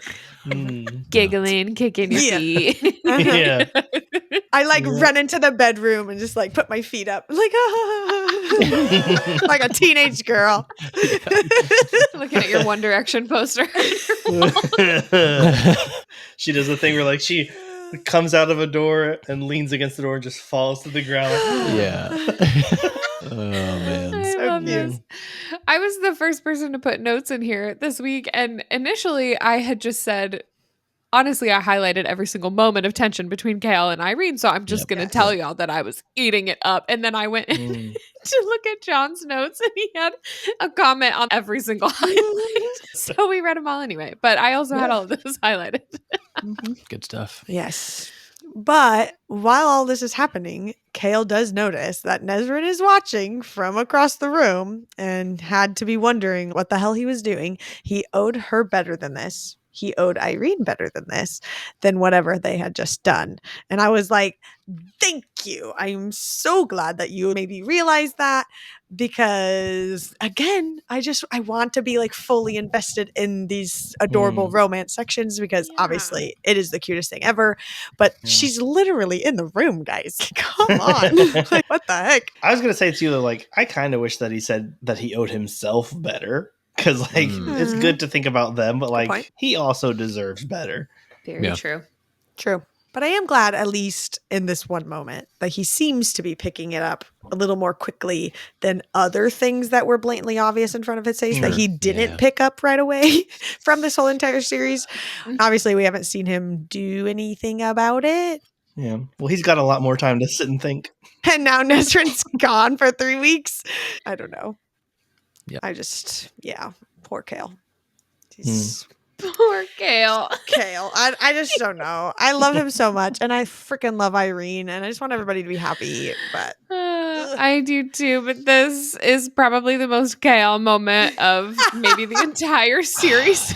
A personal favorite of mine from the tandem read, where Kale's like racking his brain, like, what lie could I spin about where Aylin's gonna be? I know, the one place she'd never go, Skulls Bay. God, yeah. Classic Kale. And then the very next chapter is like, Aylin's going to Skulls Bay. It's like an Arrested Development moment. Like, she'll never go to Skulls Bay. Cut to the scene. She was going to Skulls Bay. Narrator, but it was actually the only place Aelin needed to go. Yeah. Exactly like that. Oh. Well, and you had said, so last week, Kyle like forgot about the tandem read for a couple chapters and had to go back The whole thing. and catch up. Yeah. Mm. And so Connor was like, this one is very important to make sure you follow the tandem read. And so I was like, oh, something must happen. And then we get here and I was like, really? Freaking Kale. I'll say, like, it is what you get when no one communicates their plans. Like, people have said, even at the beginning of this tandem read, Adian was like, I'm sending off messages to people. Like, never thought to send, like, you knew exactly where he was going, and he can't walk, so he didn't get far. So send one to your boy. Let them know what you're doing. But also, I don't know, I would be nervous even if they like sent it in code messages or whatever. But I would be nervous to like say, hey, here's where the one unpredictable person on the continent is going to be at this exact date and time or Yeah. whatever. Yeah, that's true. Oh, but I thought the same thing. Sorry, I just read my notes and I wasn't listening. But I did think the same thing with the Three Kings. Like, you just learn this like vital information and you're not going to like try to tell anybody that the Three Kings might want to come back or whatever that Irene was like speculating. I get what you're saying. If you're not going to say anything about Aelin, then you're definitely not going to say anything about the Vogue Kings. But nobody knows those names. Like, you could have used some other code. I don't know. Kevin and Joe. Kevin and Joe. Exactly. Those are great code names, Kyle. Good job. But this is again with Irene, and it said that the space between them went taut, as if that white light he'd glimpsed inside himself 2 days ago was a living rope, as if she'd somehow planted herself in him that afternoon, which is just like super cute. First of all, love that for them. They're forever going to be together. And a lot of SJM things, she talks about like the word made, but like with italics when it's like magic made. And so I'm like, are they like made mate? And they're just like, that's the connection between them forever. And it's just gonna be so cute. And I love that for them. That is cute. I was listening to the audiobook at this part, but I had the ebook open on my phone, but I was doing something like in the kitchen and I heard this line and I like whipped my head around and I was like, Lauren's gonna love this. I like came to highlight it, but I was like, she's gonna have a note about this. And I did. And I do love it. I love that for them. They get back, Kale and Ezra get back to their room and they still don't talk about things. And she just tells them about like her day and her family and just all the things. And I just want them to communicate, obviously. But I feel like back in Rifthold, she was really good about helping him out with like figuring out what he was feeling or helping him through different times, or even just being really blunt about it. Just being like, why are you acting like this? This is the way it is, or this is how she with Aelin is, or whatever. But now she's also being like super avoiding the confrontation when I just don't feel like that's been that's not the Nezrin we've known. That vibes kind of started whenever it was the moment where he was like, I can ask my own questions, and she shut down. She's not come back since. And I think it was very much a like, you want to do it on your own, you can do it on your own. Like, she's not even mentioning the fact that she has seen his improvement. Yeah, that's true. Yeah, I feel like part of it is maybe not wanting to hurt his pride or his feelings or whatever, because even on the ship, like on their way there, didn't it say that she tried to start something and he just flat out rejected her? Yeah. And so I feel like even stuff like that, where she was clearly starting to develop some feelings for him, which was maybe new for her is what it sounded like, because they weren't really romantically attached at all before some of those conversations at the end of Queen of Shadows. So maybe that's like just a vulnerability point for her as well, like finally starting to form some kind of emotional attachment and then just getting shut down like that physically and just in that conversation. I don't know. I just wish better for them than what they gave themselves. Yes. Back in Empire of Storms, chapter 24, we get this like part where Adian and Aelin are still like debriefing after this whole interaction with the guy from Endovir, like the main guy or whatever. And they're talking about Parrington and said that he knows my past. He wants me to know he's aware of it. And then it just was like, oh yeah, he does know her past. Like, Parrington was literally there moment yeah. 1 of this book series. And I just obviously didn't know that Parrington was Erewhon, but like Right. he went with them to get Selena out of Endovir and like Yeah. did the whole like you bow before him and pushed her down and like that whole thing. Mhm. And so just like I just had this revelation of thinking of that specific scene and knowing that he was the big bad the whole entire time, not just Duke Parrington, total douche. I'm pretty sure is what you call it. TM. And that was Arabin. Oh, Was JK. there, but yep. Well, both are accurate. But yeah, he's literally like just I did. Hold on. you said something There's something episode last 1 time. about Duke Parrington. I know I said Arabin Hommel, total douche with the TM. I don't remember what I said about Duke Parrington. I will say while you're looking that maybe this will be our full circle moment of someone slamming Erewhon's face down in front of Aelid and saying, "You bow to her." Ooh. That would be cool. Rowan comes up behind him. I found it. I said Duke Parrington, gross. There it is. I knew you had some sort of comment, but for real. But yeah, I just forgot about that. And then we've had all the conversations and speculation on, did the King of Otterland know that Selena was Aelin whenever he sent her to Endovir and like all these other things? But did Duke Parrington know that Selena was Aelin when he went to Endovir to get her and bring her back? And like the same question, but now about the actual bad guy. Assumedly that there's not another twist on that story, but Did Erewhon? How long was Duke Parrington with the king? Because the king and him got taken at the same time. Mhm. Was he still part of the king's entourage when they went and visited Aelin when she was very young? Obviously, he would know that she was Aelin then, but they would maybe know the extent of her power. But If that was, I don't know, because if that was the king, the actual king trying to get Aelin to burn the Volg out of him, yeah, and he knew that there was also a Volg inside Parrington, maybe he wouldn't have brought him, but I Yeah, feel I like don't it know. maybe would make more sense. I don't know. I mean, obviously they're from different lands, so they yeah. don't have to be together all the time. and like when the King of Otterland sentences Selena to Endovir, where is Duke Parrington? Because I feel like there was a time where it was like he was traveling or something. Yeah, he seems to be out and about a lot, doing boss babe stuff. Just boss baby. I don't know. I don't No. need us to find all the answers to these questions. It's just like all the questions that we had already asked, but all of it was around the King of Otterland. And now I'm like re-questioning my entire life still because Your life. Just yours. yes, because it was never him in the first place. So I don't know. And then I appreciated this moment of maturity from Aelin just coming out of this conversation with Darrow. Is it Darrow or Darrow? Darrow. Darrow. I just said, I don't blame Darrow for blocking me from Terracin. I would do the same, judge the same if I were him. And I feel like that's a lot of growth and maturity from her just because she didn't have that reaction when Kale basically had the same reaction to somebody with magic and somebody coming in and acting like they could just take over and do whatever the heck they wanted. And now getting to have that moment for herself with Darrow. I don't know. Yeah, I appreciated that too. Mhm. I had that highlighted as well. My last note from this chapter was where it says, "Good thing Skulls Bay was on their way to the stone marshes of Eelway." And I was like, "Yup, good thing." Yeah, I just wrote under that. Yeah, this whole chapter section is what a coincidence. Like every chapter's like, oh, isn't it all just working out? Yeah, the gods must have put this together for it to be so convenient. But even just, oh, good thing that on the way is Skulls Bay where the guy with maps for hands is at. He can help us find this mysterious thing that we just found out we needed at the other conveniently passing through location. Yeah.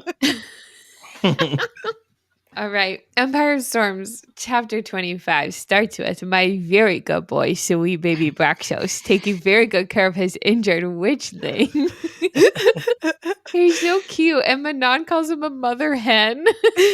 She's like half dead, like bleeding out. And she's like, "You mother hen." I just loved all of that, those little moments with the two of them. But then, like, hard transition from, "Oh, this is so cute, he's taking care of her," to what the heck, this bloodhound situation. Literally, my only note that I actually wrote down just says, "What the shit?" I had completely forgotten about this. John and I, like, both after we read this section, we were like, "What?" Like, I do not remember this encounter at all. I like really started freaking out when it said something too dark to be blood slithered under the cream-colored skin of the woman's abdomen, then vanished. She traced a small, beautiful hand over where it had squirmed across the curve of her taut belly. And I was like, oh, what is happening? Then it like ripples back into this disgusting creature with the stumpy teeth and the wings. I don't know. I just, that was a lot. Yeah, I a lot had to reread this maybe even 2 or 3 times just because the first description of the thing is that it has blue eyes. So I thought Manon was just worried because there was like a human or another, maybe it was another fae person Naked. we would meet. Yeah, I don't know. Only because so far, like typically everything Erewhon has created has the super black, creepy, demonic eyes or whatever is super messed up about it. So I was like, wait, hold on. And then for it to be like, it was an illusion and now it looks like this. And I was like, oh, wait, what? And it took me a little bit. I'm still not quite sure I understand, but I do know it was creepy. Yeah. I thought too, what was the point? You came out as a somewhat decent looking naked lady only to immediately reveal your true form? What? Why? Just come out as a whatever you are if you're not going to fake it. I thought she was going to try to like, I'm your friend. And then she's like, just immediately like, just kidding, I'm horrifying. I was like, what? Why would you hide that? Like, if you're going to attack immediately, just come out claws bared. Maybe it's so that we know it's actually that. And then later other people are tricked and Manon's like, don't trust her. And then they're like, no, she's our friend. And then they have to trust the new friend or Manon. And it's a whole new plot point. That's the thing though. That's, I guess maybe an ick I have in books. Characters shouldn't do things for the reader's benefit because the reader's not there. But if the thing was slithering across her belly, first of all, what is that? I mean, her, like it's an it. I don't know.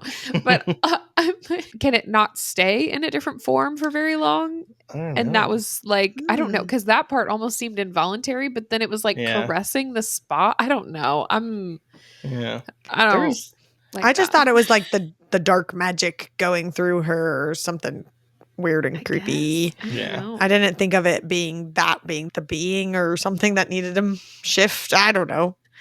Yeah, I don't know. It's also not the only what I think is not the only pointless shape shifting in this chapter section, but we'll get more into that later. Moving right along. Can't wait. I know what you're talking about. I'm totally there with you. We've talked about that. Okay, I'm aware.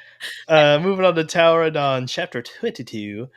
I was surprised I was the first to note on it, the only to note on it actually, but my poor baby girl Irene walking in on Kaelin and Nezrin after their passionate night of sleeping while facing away from each other. She runs out to the hall. She's bouncing her knees. She's nervous. Her hands are shaking. I'm just like, somebody help her. Somebody talk to poor little baby. Send me in there. Put me in, coach. Come on. They're not going to do things for your benefit, Kyle. That's for her benefit. And I'll fight them to the death for it. It's not about me. If I was Kale, I would have gotten up and walked right then to help her. Giving her a big old kiss. Miraculous healing. No, but just the fact that like Kale's laying there and as soon as the door opens and his eyes instantly fly open and he's looking at her and then looking at Nezra and he's like in this whole like out of body experience like, yeah, what's happening? And it's like, bro, he knew he effed up hardcore and for both sides, like all the things. And it's just, I don't know. So cringy on so many levels for all of them. Could have been avoided. Oh, so many different times, so many different ways, all the things. But well, and this is also where it's revealed to Kale in this chapter where he's reading the word marks and stuff like. Well, not reading them because he can't, but he recognizes them. Talking about the other Vogue possibly coming back to get the band back together. This is where I started thinking like perhaps this is why Maeve is moving towards the same area Erewhon is. Mayhaps to get his brothers back on the playing field. Maybe she would help them for a piece of the world pie that they're trying to dominate. Mayhaps. I was unawares that was a word. But Good points, Kyle. Oh, thank you. All good things. All good things. Okay, Tower of Dawn, chapter 23. Yeah, this is going on with what Kyle was just saying. It just said that I assumed they were destroyed, but all the feelings. And I was like, why is everyone just assuming all the things? Like everyone, myself included, there's been things that you're just like, oh yeah, he is the bad guy. Or, oh yeah, like they're obviously dead. And then of course, that's never the case. We all need to realize, even the characters, that we're reading an SJM book and to never assume anything. He should be aware of that fourth wall and all that. But then whenever Irene is like doing her magic thing and they have this conversation and she's like, I'm not going to like start this while you're like this mad or whatever. And so she tries to distract him. So she asks him about a scar on his head. That's when we start getting the story of Kale's dad pushing him down the stairs, like that whole thing that happens when she's doing the healing. But I just thought it was like a really sad line where it said, whatever that old anger was, it steadied him because his father gave him that scar.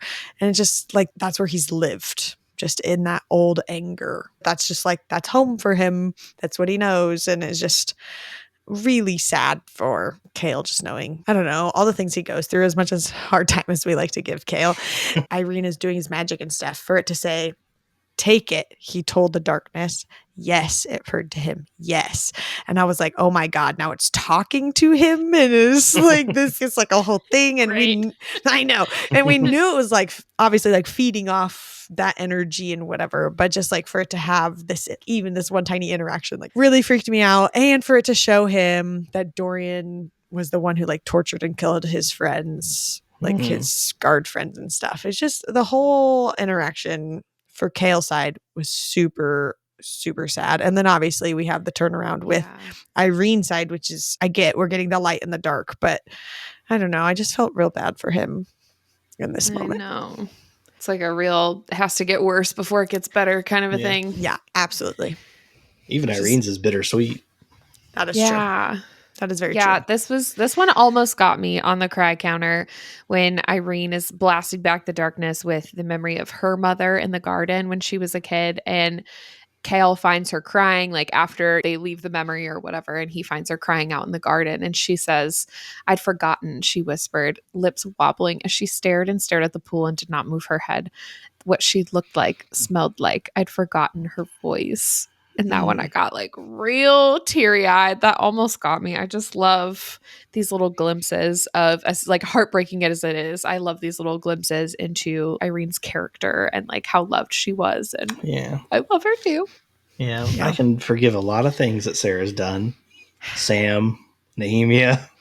If she makes Irene cry again, I'm coming for her. Oh my God, Kyle. I love that you finally care about something in this book. I'm so happy for all of us. We have feelings, people. Oh no. But Irene and Kale both have really similar stories to feeling like they have so much love for someone and then they just ran away from them, where it's like Irene talking about how her mom killed someone so that she had time to run away, and that she did run and said, I left her, I ran and I left her. And then I watched from the forest as they built the fire and I could hear the screaming and the screaming. Just hearing that story. And it is like really comparable to all that Kale went through a lot in Queen of Shadows, where he's just worried the whole time. I ran from Dorian and all of that happened. And he left Dorian to get the collar, or what he thought was to die. So they just have really similar stories and similar healing that they both need to do. And the healer on high lady, she totally knew that, even though I don't know how she knew that. And sending Irene here to have that, I don't know. They're just meant to be forever and ever. And I love them so much. This made me tear up again. I like really was so close to crying in this chapter, but when Irene's still like talking about her mom and thinking about her mom, she whispers, she was good, and she was kind, and she loved me. And as soon as I heard that, I just like, it almost made me cry, because I want my kids to look back on their childhood and think this about me as a mom. And I feel like, I mean, we have a 2 and 3 year old, and so I feel like I've been mean lately. Just like yelling a lot because they don't listen to anything. But that was just like, that was so sweet. I feel that way about my mom. And my mom always says, I was so hard on you guys when you were toddlers or whatever. And so it's obviously there's stuff that your kids like don't remember. And there are certain things that stand out to them more about just like you being there or whatever. But anyway, this was just so sweet. And I just thought that was like such a sweet thing for her character to remember her mom that way and feel that way about her mom. Yeah, for sure. And it continues the conversation where Irene basically says, I found out, or I know who the scar's from, and saying that it's the King of Otterlin and stuff. And whenever Kale first kept that information from her, I was really worried that would be a major like fighting point, like a major issue for them down the road. And they would have an argument or some like falling out or something that they'd have to like work through because of that. But instead, it was like way cuter and like brought them together almost.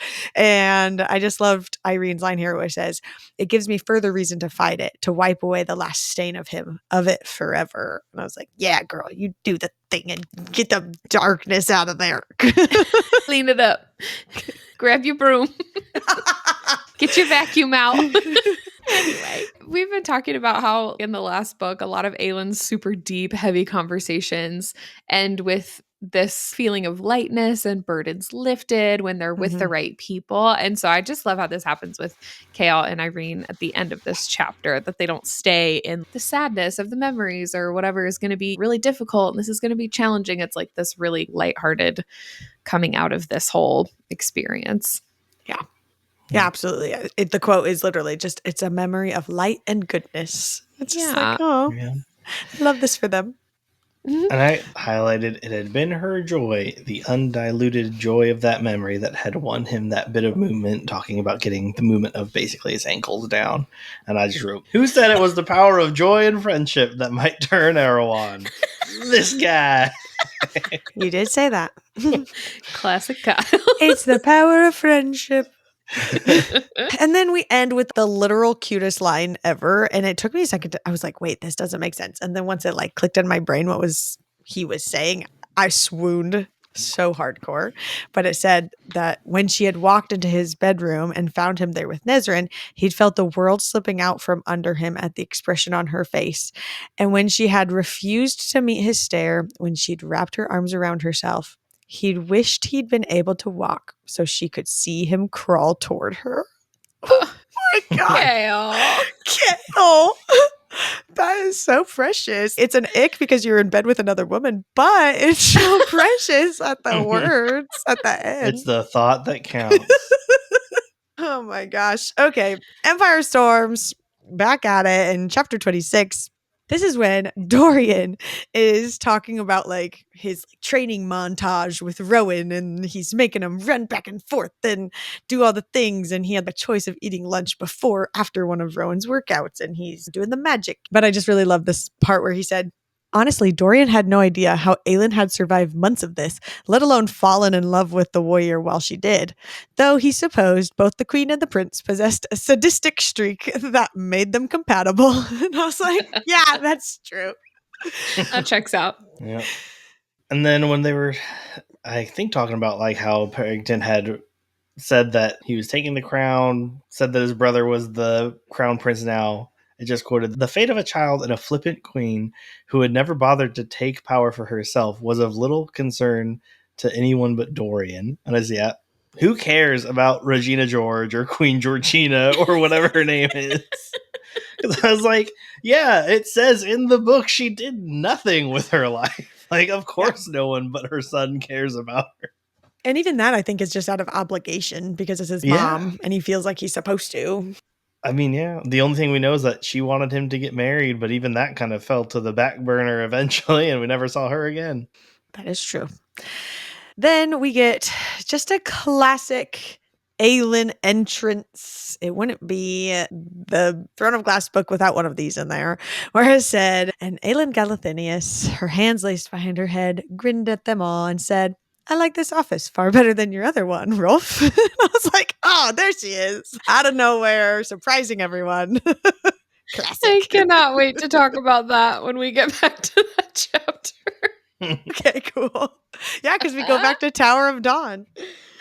Yes, Tower of Dawn, chapter 24. This was Nezrin's POV. Again, something we've been talking about, but even in her inner monologue, she says she had been a replacement for not one, but two of the women in Kale's life. A third one, she was fine with it, she repeated. And So I'm like, why awkward. is this so true, though? It really is. And I feel so bad for her in this Mhm. moment. But I love that she's going up to meet with Sartak again. And we get this cool little glimpse into his character and how he's made his own family with the Rukin, because obviously his biological family is ruthless and it's like a don't form bonds kind of situation just in case your siblings murder you or whatever. So even like having your own children and all that stuff is such an odd setup and circumstance. And so I just thought I like this kind of, like you said, like start of character development for him because he's new here. Yes, he is new here. Well, and with that, he does go on to like kind of explain, yeah, it is hard to feel close to your family when you know you're all going to be competing with each other. Love cannot exist without trust. And like with that, he's totally valid. He's totally right. But it just feels opposite of this whole mourning our little sister for 20 years and her mom and dad can't come to dinner because of it.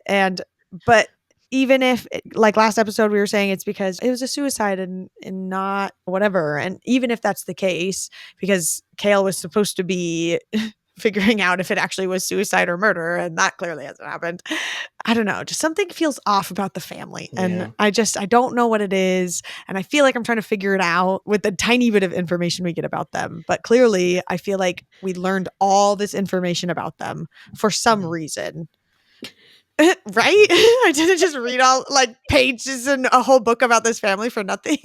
Yeah, no one else is trying to figure it out. And I feel like it is an afterthought. Even the party that they had, they were like, oh, we took down the white banners. And I don't think it was as much oh, it's time for a holiday, let's get rid of these white banners. It was like, we need a party, but I don't want the mourning banners here. We're going to take those down and take some drugs. And the person that like told Kale like, hey, could you search this or whatever, wasn't it Caution? And now he's the one who's like, you after my lady. And so they're not talking. No one's even been like, oh, I missed this about my sister. Here was a good thing about it. Like no one's even mentioned her except for the fact she's dead. There's no actual mourning going on aside from stating the fact that we're mourning. Yeah, right. Basically. A great point. Something's going on with that. Something's fishy around here. Lauren's on everybody watch. Somebody's got to figure it out. Kale's not. That's true. That's very true. And I'm going to figure it out by reading the book, which I'm sure is the most logical way to find out this information. To be honest, though, like if I was in Kale's position and I went to a foreign country and I needed to have all the healing that he has, and someone asked me, like, do you mind trying to find out who might have murdered my sister? I would be like, before you got here? I'm going to file that away to maybe. I'm busy. Like, I'm got a lot of my own stuff going on. Not my job. Have you seen Irene? Yeah, he's like, yeah, sure, I'll look into it. What were you saying? Something about your dead sister? Yeah, I'm too busy. Gosh. Oh, gosh. Okay. The end of Sartak and Nezrin's little conversation here. Nezrin's like, you were going to leave without saying goodbye. And he says, after last night's party, I thought you would be ... preoccupied. And then internally, she thinks with Kale, her brows rose. All day, the prince gave her a roguish smile. I certainly would take all day. Okay. Yeah, he would. Okay. I just put a gif of Schmidt going, all day. All day. All day. I could do this all day. All day, boy. That's probably exactly how he said it. Yes. I certainly would take all day. All day. Just looking her up and down all day. You're muted. Oh, you're okay. muted.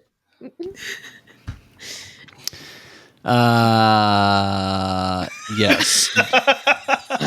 Sorry. Grand entrance. Welcome back. Here he is after an hour.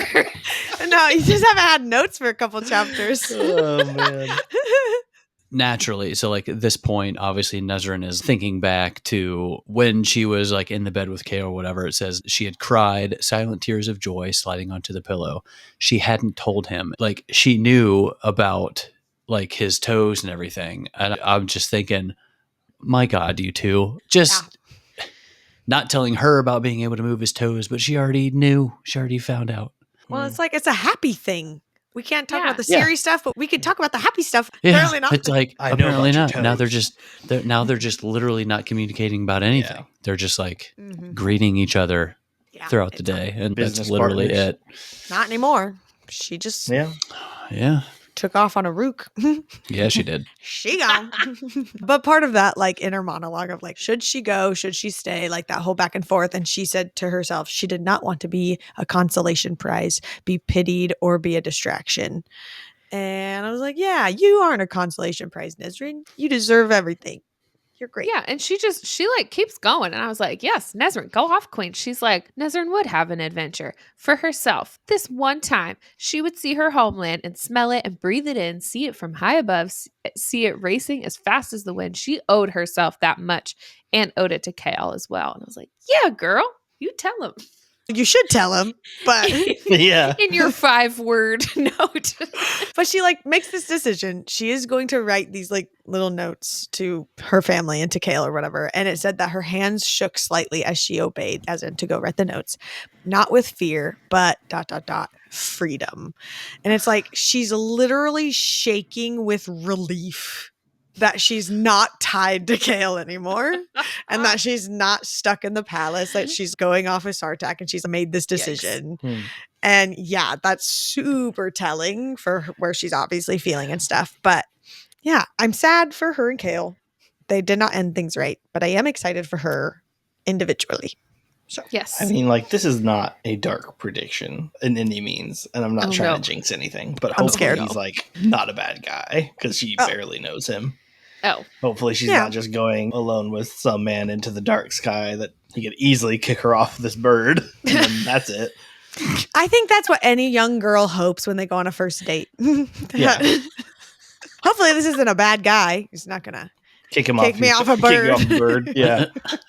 I just had to type out I called it one hell of a breakup letter. But she literally, that's all she wrote. I have gone with Sartak to see the Rugen. I shall be gone 3 weeks. I hold you to no promises, and I will hold to none of my own. Yikes. Uh-huh. I honestly love this for her.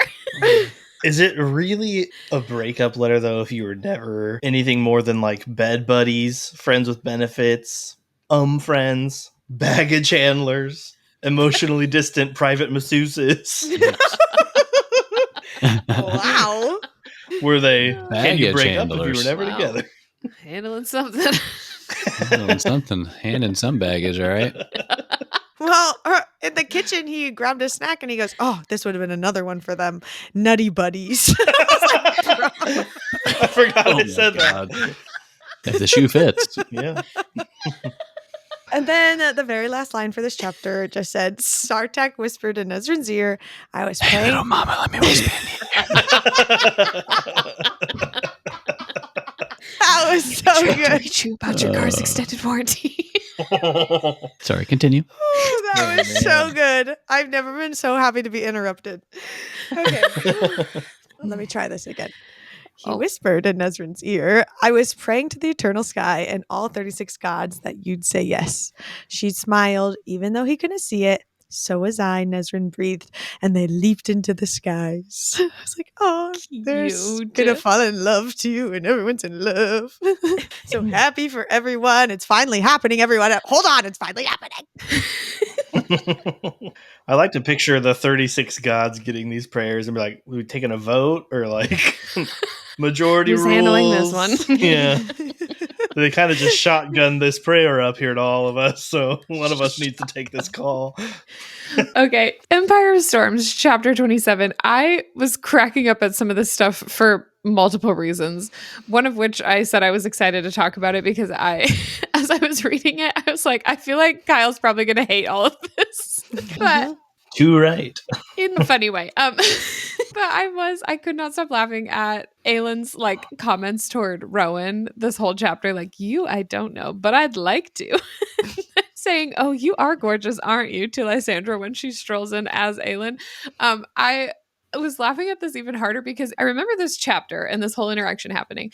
For some reason in my head, Lysandra wasn't there, and and Aylin was just like, "Allow me to introduce you to Aylin Galathinius," and she like walks out into the hallway and just walks back in. That's what I remembered happening. So then when I would have Lysandra almost came in liked that as better. Aylin, I was like, okay, this is better.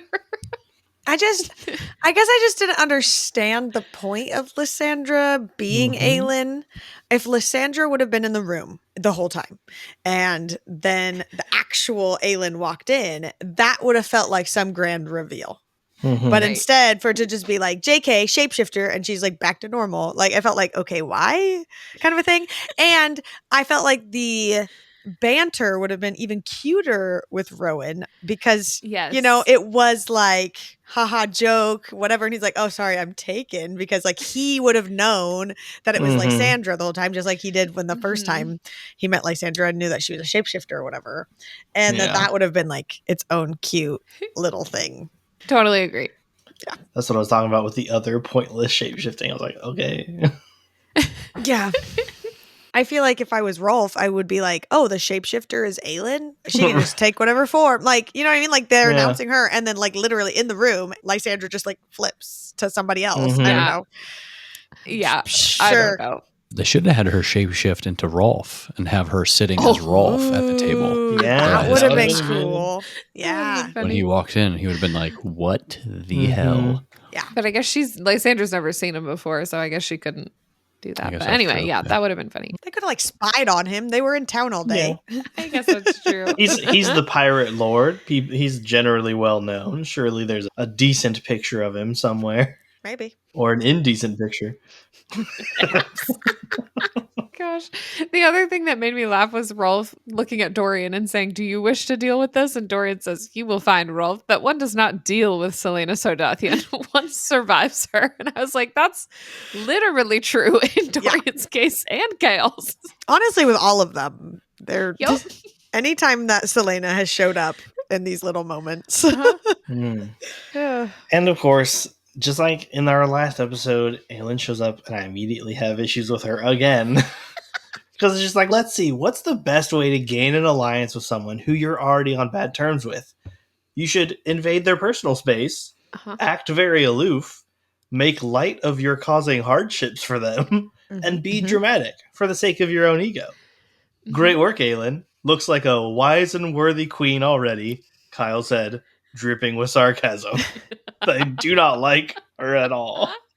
And I feel like earlier on in this series, too, I was like, she's back as Aylin. I love the lip that she's given everyone. She's so confident. And now I'm just like, all right, you need to calm down. Like, you're trying to be a queen. Yeah. Well, and it's always like she walks in insulting them every I time. Like she know. did it. It was Yes. like almost the same thing. I Yeah. feel like that she said to Rolf, where she's like, "You've looked Yeah. better."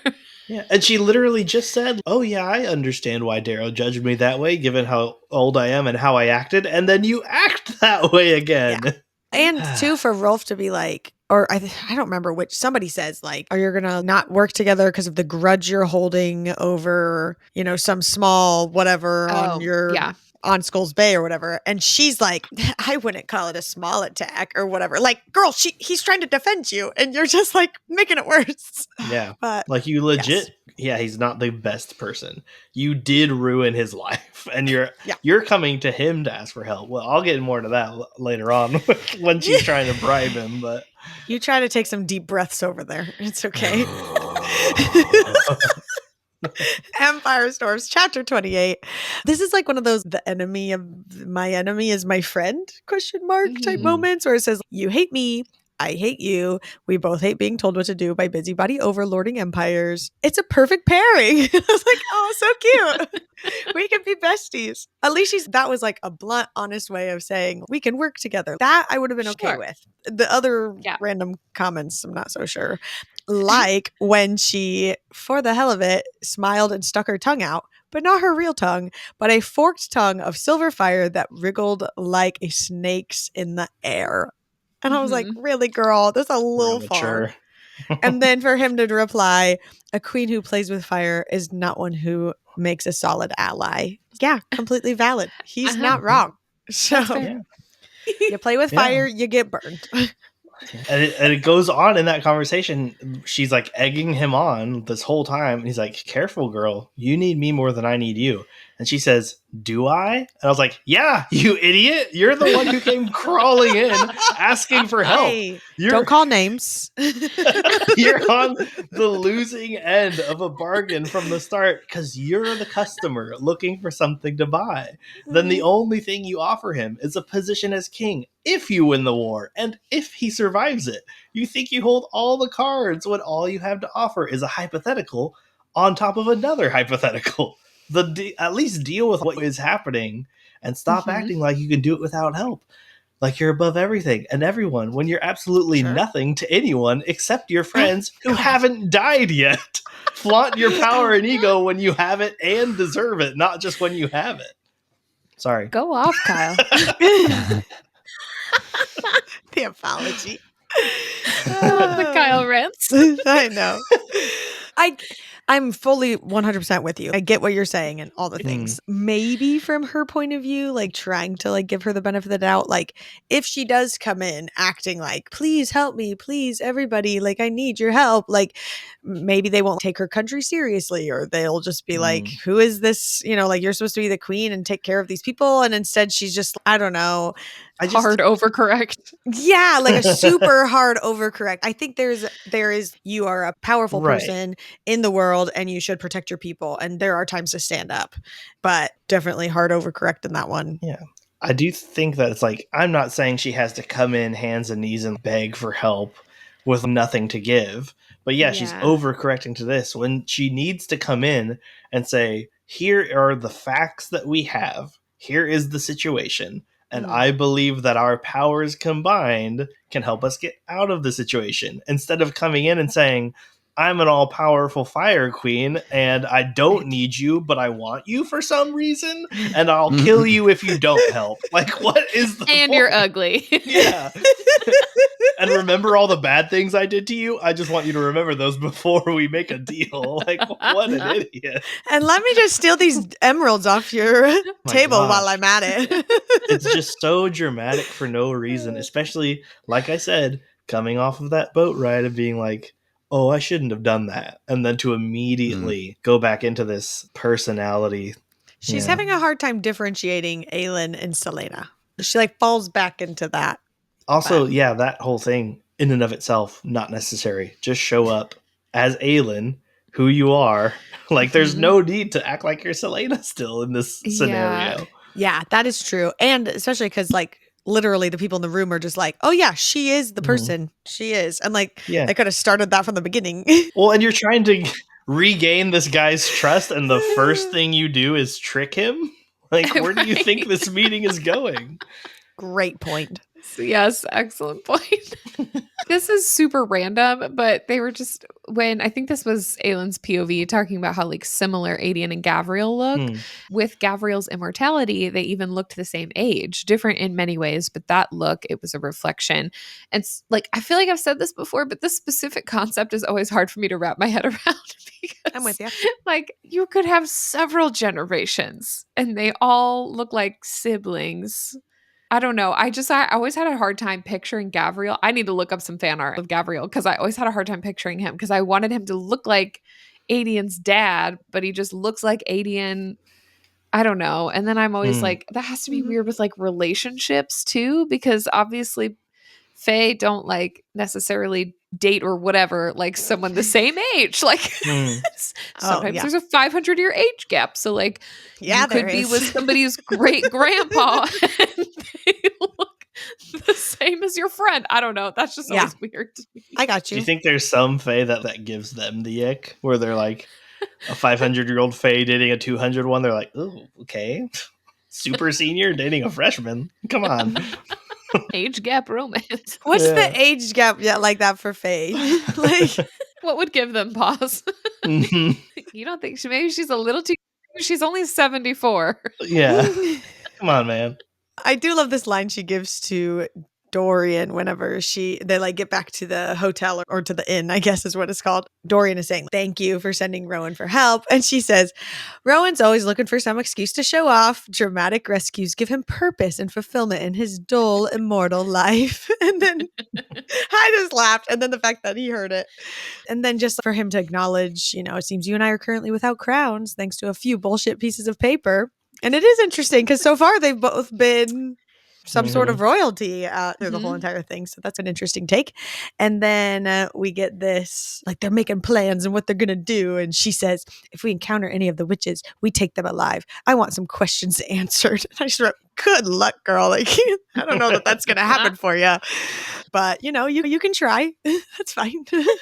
All right. Last chapter. Empire of Storms, chapter 29. For some reason, this chapter really threw me off for a couple of reasons, but one of them was Adian like flat out hating Dorian here. Mhm. I don't know if have they had any interaction so far. Was I just not paying attention to this? When Dorian wakes up from the collar being taken off, isn't Adian the captain of the armies or something like that? And then Nezrin ends up being captain of the guard or something. But I don't know that they actually interacted. Rowan was kind of the one like keeping him busy. Yeah, because Rowan was like, I had to put him in charge of the castle just to keep him from chewing on the furniture. Yeah. They interacted briefly when he first like entered the Adian scene. came to Rifthold. Yeah. Well, yeah, but like post collar. Because I guess I was just taken off. I was caught unawares by Adian's hatred for John's Dorian. face. That's going to be a thing forever now, John. Sorry, I don't make the rules. I just make the jokes. Say-oh. But that was what I was saying with it, was just like that he always had an issue with Dorian because Dorian really did live the party lifestyle while the world was falling apart and just didn't care and was sleeping with all the women. Where while Adian had a very similar reputation, his was very fake through the whole entire thing. And then also that he says that Dorian's is the face that would come and taunt him while he was in that dungeon cell and he was almost dying. So he has, even though it wasn't Dorian and it was not Dorian, but it's still Dorian's face. So I forgot about that part. That makes more sense. Obviously, they already had some animosity before the collar happened. And then obviously he was there when the collar happened. And then I guess, I don't know. I do think he's being too harsh though. But I did like when like Lysandra was like telling him off for it or whatever. He said, I knew Dorian as a reckless, arrogant. And then she interrupts and says, I knew your queen as the same, but we were children then. She and Aelin definitely had that where they had to get over themselves and like work together and then are eventually like besties for the resties. And and she's like, you need to do the same, friend. But, and Aelin is still that way. So okay, Kyle.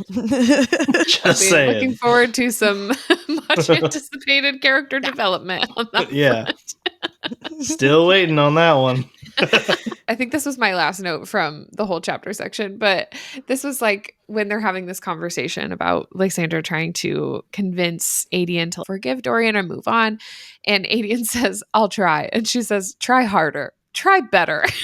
Adian says, there is an order in rank in our court, lady. And last I checked, you were not number 3. You don't give me commands. And so I just said, number 1, what a comeback from Lysandra. Try harder, try better. 2, what a way to brag about being 3rd. Yeah. Adian. Well, and she like goes right back at that one too. Last I heard, we're not in an army or something, so like this doesn't matter or whatever she says. Yeah, hearing like I don't remember exactly, but she's like, "Well, we're not on the battlefield right now, and last I knew of you, you were a better person than to pull rank when you're in the wrong." Right? Yeah, that's what it was. Like even pulling rank, it just sounded so dumb. Last time I checked, you weren't number 3. Yeah, what are we, witches? Who cares what number we are? But then, he's like having this whole, I don't know, inner turmoil of he likes Lysandra, but he can't act on it because like he respects Lysandra, which is like shout out to him for being a man and respecting women. But he does say no matter what body she wore, she was the staghorn's given form, the heart of Oakwald. Which I thought was like a big thing from like someone from Terrason saying she's the staghorn's given form, since that's kind of like their thing, the heart of Oakwald. So I don't know if that's supposed to mean something bigger than that one line or just what he thinks about her. And that's supposed to be something precious because it's something precious to him. I don't, or maybe that's precious. Yeah. Or maybe it's some actual. Very demure, very mindful. No. But with that, he like lost himself for a moment in how beautiful she was or his feelings for her or whatever. And then she like reacted negatively to that and like separated and stuff. And he said to himself, if Lysandra ever looked at any man with interest like that, he'd be glad for her. Glad she was choosing for herself, even if it wasn't him she picked. I was like, oh, he just loves her so much. He just respects her and they're the bestest ever. And then he said that she got under his skin so damn easily, but Lysandra steadied him. So they're perfect. I'm so happy for them. I want them to be happy forever and ever. And I'm also really proud of myself for calling this one. Literally, she looked at him and I was like, they're together. So I don't know, obviously, that it happens yet, but right now I'm proud of myself. And then it just said, Lysandra was asking him, Adian, what do you want to do? Not for us, not for Terrason, but for you. And then a little bit later, he said he had truly never wanted something for himself. And even later still, had not realized he had asked for so little. I was like, yeah, he has always put himself second. He literally was Otterlin's or third. He was second until Aelin forced him to be third. Right. But he like let himself be Otterlin's whore or whatever and be used and all the things. And then like his whole life had planned to give his like blood oath to someone else and to not even just be his own person, just to be whatever they needed. And so now he has been forced out of that situation. And so now he maybe is for the first time looking like, what do I want? Oh, I have choices in the world. So I don't know. I'm excited for him and him figuring that out. And it's cute if she's helping him out. So yeah. Lauren got mad at me for this earlier. I only wrote for my note in the chapter, I was like, I don't know if I'm supposed to care about Adian and Gavriel's like combined daddy issues, but I truly don't. I feel like there are bigger fish to fry at the moment. And in another sense, with Gavriel being like a quasi-immortal person, I feel like he's lived for so long. And earlier in the book, they said bedded so many women that finding out he has one son is a point of contention for him to be like, show me my son now. And like, what on earth, man? You've lived so long without a son, and all of the sudden you learn you don't even know who you had him with. And then now you're like, I need to know everything. Give me my son. Where's my boy? My boy. My boy.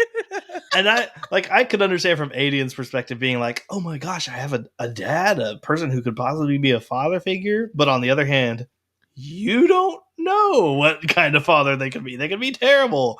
Gavriel, you have no idea what Adian is like. So I don't understand the immediate reaction to be like, oh my gosh, I can't believe it. Just be like, oh, yeah, that makes sense. I've had a lot of women, so sure. But like in living a very long time and never having a child and then finding out you have one all of a sudden, I feel like that would be like a very rare thing, obviously, to see when someone has seen literally everything. That's and the then thing, that though. is like one thing. And who knows how long he's wanted something like that. And it's not like he's coming in and being like, I want to be your father. Let's go throw a ball in the park and I'll buy you ice cream. Like he's literally just wants to have literally see the person. Classic dad He's not. stuff. Yeah, exactly. He's not asked for anything other than to like physically see his son. But the thing is, living so long not knowing he has one. However, if he wanted one, he probably would have checked in on the people that was possible with. And also, who knows? Maybe he has others. Like, why? I don't know. Maybe he has had others throughout the years, is all I'm saying. If he didn't know, then he doesn't know. He still doesn't know for all of the other ones that he's possibly had children with. So to find that there's one, I don't know. I feel like if I would have lived that long and done that many things and someone was like, you have a son, I'd be like, yeah, that's likely. That checks out. I could think of at least 1,000 times that makes sense. Yep. 1,000. I do agree. I feel like it was like super over dramatic, I guess, of him to just be like demanding to see him and not taking into consideration that Adian might have mixed feelings about it or not want to see him or want to know more about him before he just like meets him, because they have no idea what the other person wants out of that relationship, if they want it to be a relationship at all. So I definitely felt the same way on a first read. And even on this, I'm like, I don't know. That's not a storyline that I was like Because he could have lived his whole life without knowing and not changed. Obviously, Adian knows he has a dad. That's just how nature works. But Gabriel could have gone his whole life without ever knowing he had a son or daughter or whatever. And then we just get the very last thing, the very last note for the episode, and is just pointing out that of all people to come see what was in the alleyway or whatever, they set up this trap for Rolf or whatever, and for it to be the barmaid sea dragon lady. I was like, ooh, she's gonna be more of a character than just like a passing moment, maybe. And also for Lysandra to say maybe she thought she was looking for something else. And I'm like, what else would she be looking for? What does it look like on his map hands? Does it look just like an X marks the spot? Does it look like a little, thank you, I forgot about my jazz hands. Does it look like a little red dot moving around or something? Or is it like prize treasure here, flashing lights? Shows how much health he has, stamina. It turns with him. Checking on my Sims. But what does it look like for her to come and then be like, maybe she was looking for something else? I don't know. Maybe it's just like a black outline of the item and you need to fill in your items list. You know what I'm saying? Like in a video game. Pokemon. Yes. And so they're like, I see the chain and there's something down here, but that's not in this alleyway. Just 3 stops. Just like Dora. It's you need to cross the ocean, the mountain, the lake. He opens his hand. It's like, I'm the map. I'm the map. I'm the map. I'm the map. Jardín, Maizal, Montaña, Masalta. And that's why the jazz hands are there.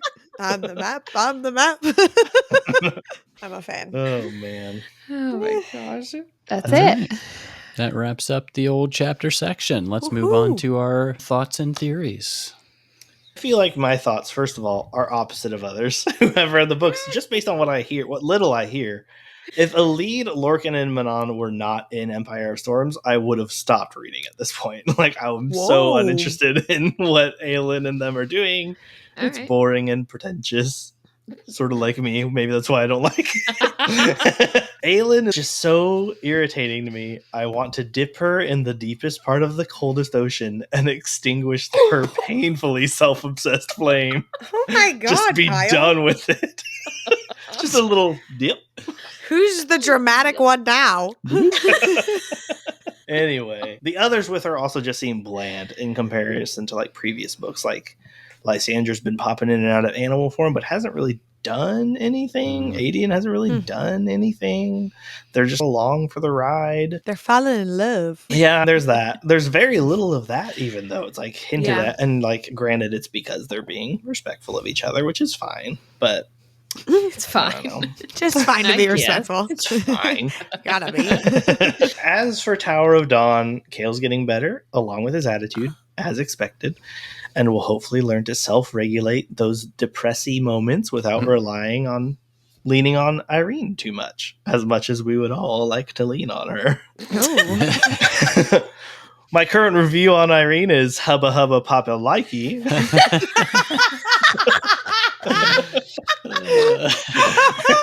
It's better because you actually wrote that down in the notes. I think Kale and Irene will only grow closer and less clothed. Yeah. I worry for the other witches, as perhaps other bloodhounds hunt them as it did Manon. And they don't have Abraxos with them to keep them all safe, even though they have their own wyverns. He's the goodest of the boys. Yeah. And they just, I discussed this with Lauren earlier, they seem sort of built to die. Like they aren't deep enough characters to do anything but be Vogue fodder. And I think Asterin's death is most likely delayed, but still coming. Manon's character is another one, sort of like Dorian, that gives me the vibe of like, I've lost everything I once knew and must start a new life. I don't even know how to live. So I feel like, I mean, she's not really lost anything yet, except for the bad people in her life. She's yet to lose any of the good folk, and I think she's due for something. Hopefully not Abraxos, though. I feel like you just Kyle. jinxed the entire witch population. You just jinxed them all. All of them. All right. Okay, my thoughts and theories. I think that Rolf will join the team and they'll be like all the pirate, his friends will be like the Mycenaeans with Lysandra. I talked about that earlier. Cute. Everyone's going to Eelway road trip to find the lock. But I think like the lock it could be like a person or something that like who says it's an object. So I feel like it The could Loch be Ness. yeah. No, it's lock with a capital L. It'd be one thing if they were like, find the key. I feel like that makes me feel physical, like an actual object compared to a lock. That feels like really random, but maybe, I don't know. Maybe she's the key. I don't know. They're just so worried about the lock. No one's talked about a key, but okay. Word keys, Oh, yeah, I guess. right? But That's what I think. That's what he said the lock was for, to hold them all in place. But I thought those go in the little arch thingy. I don't know. I thought he said the lock was to hold the keys in place or something. I don't know. Okay. I guess I we'll know. find out. Yep. The other two Vault Kings are still somewhere around, but I had said it in a previous one when they brought up the Vault Kings that like maybe they'd also be against Erewhon or something. Like maybe they're like mad at him, and so he was one of the people that got him out and like helped in that or something, or like he tricked them so that he could rule the world by himself, or I don't know. Like it would make sense for them to come back and like the three of them be baddies together, but it also I could see it going the other way where that's like the turning point is that the other Vault Kings are like, no, we don't like him either, and then we'll leave your town all alone kind of vibes. Your town. I guess your world. His town ain't big enough for the three of us. You man, Kyle Westfall. Okay. I am nervous for whatever's going on with the Coggin and his wife. I talked about that earlier as well. I am really glad for Kale and Nezrin that they have separated, even though they should have talked about it and had like 100 conversations about it. Yeah. But I am glad that there's like some sort of Kale doesn't even know yet. well, yeah, written separation, just so that I don't have to feel so cringe about their potential happiness with other people. I freaking love Irene. She's the best person I've ever had in my whole entire life. Connor, you're great. Irene's great too. And oh, Kyle, you're here too. You're great as well. I'll take it. Yeah, no, that's great. I'm the third. Love you.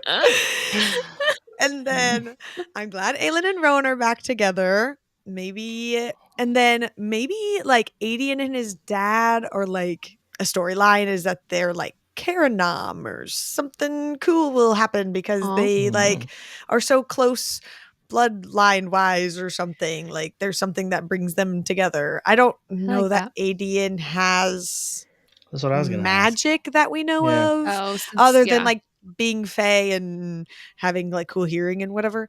But maybe there's a reason for that storyline other than just somebody having daddy issues.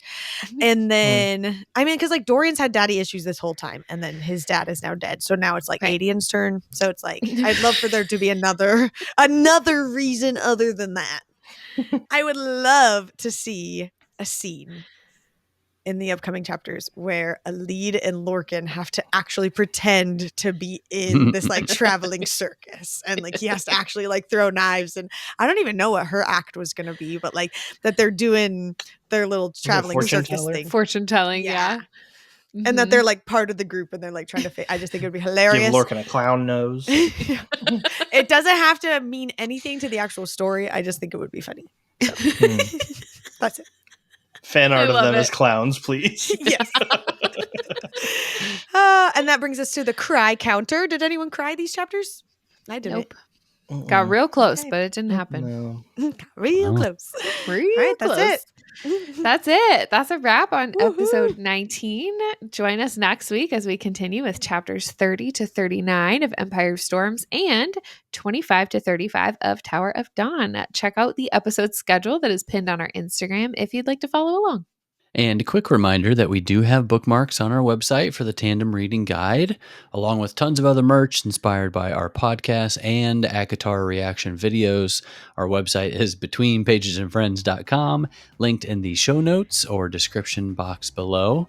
While you're there, sign up for our monthly newsletter and check out our Patreon for community and perks. And until next time, stay wordy, stay nerdy, don't stress, and Stay blessed. Stay blessed. Bye-bye. Melissa. Bye. We'll miss you till next time. Finharrow. Oh, Oh.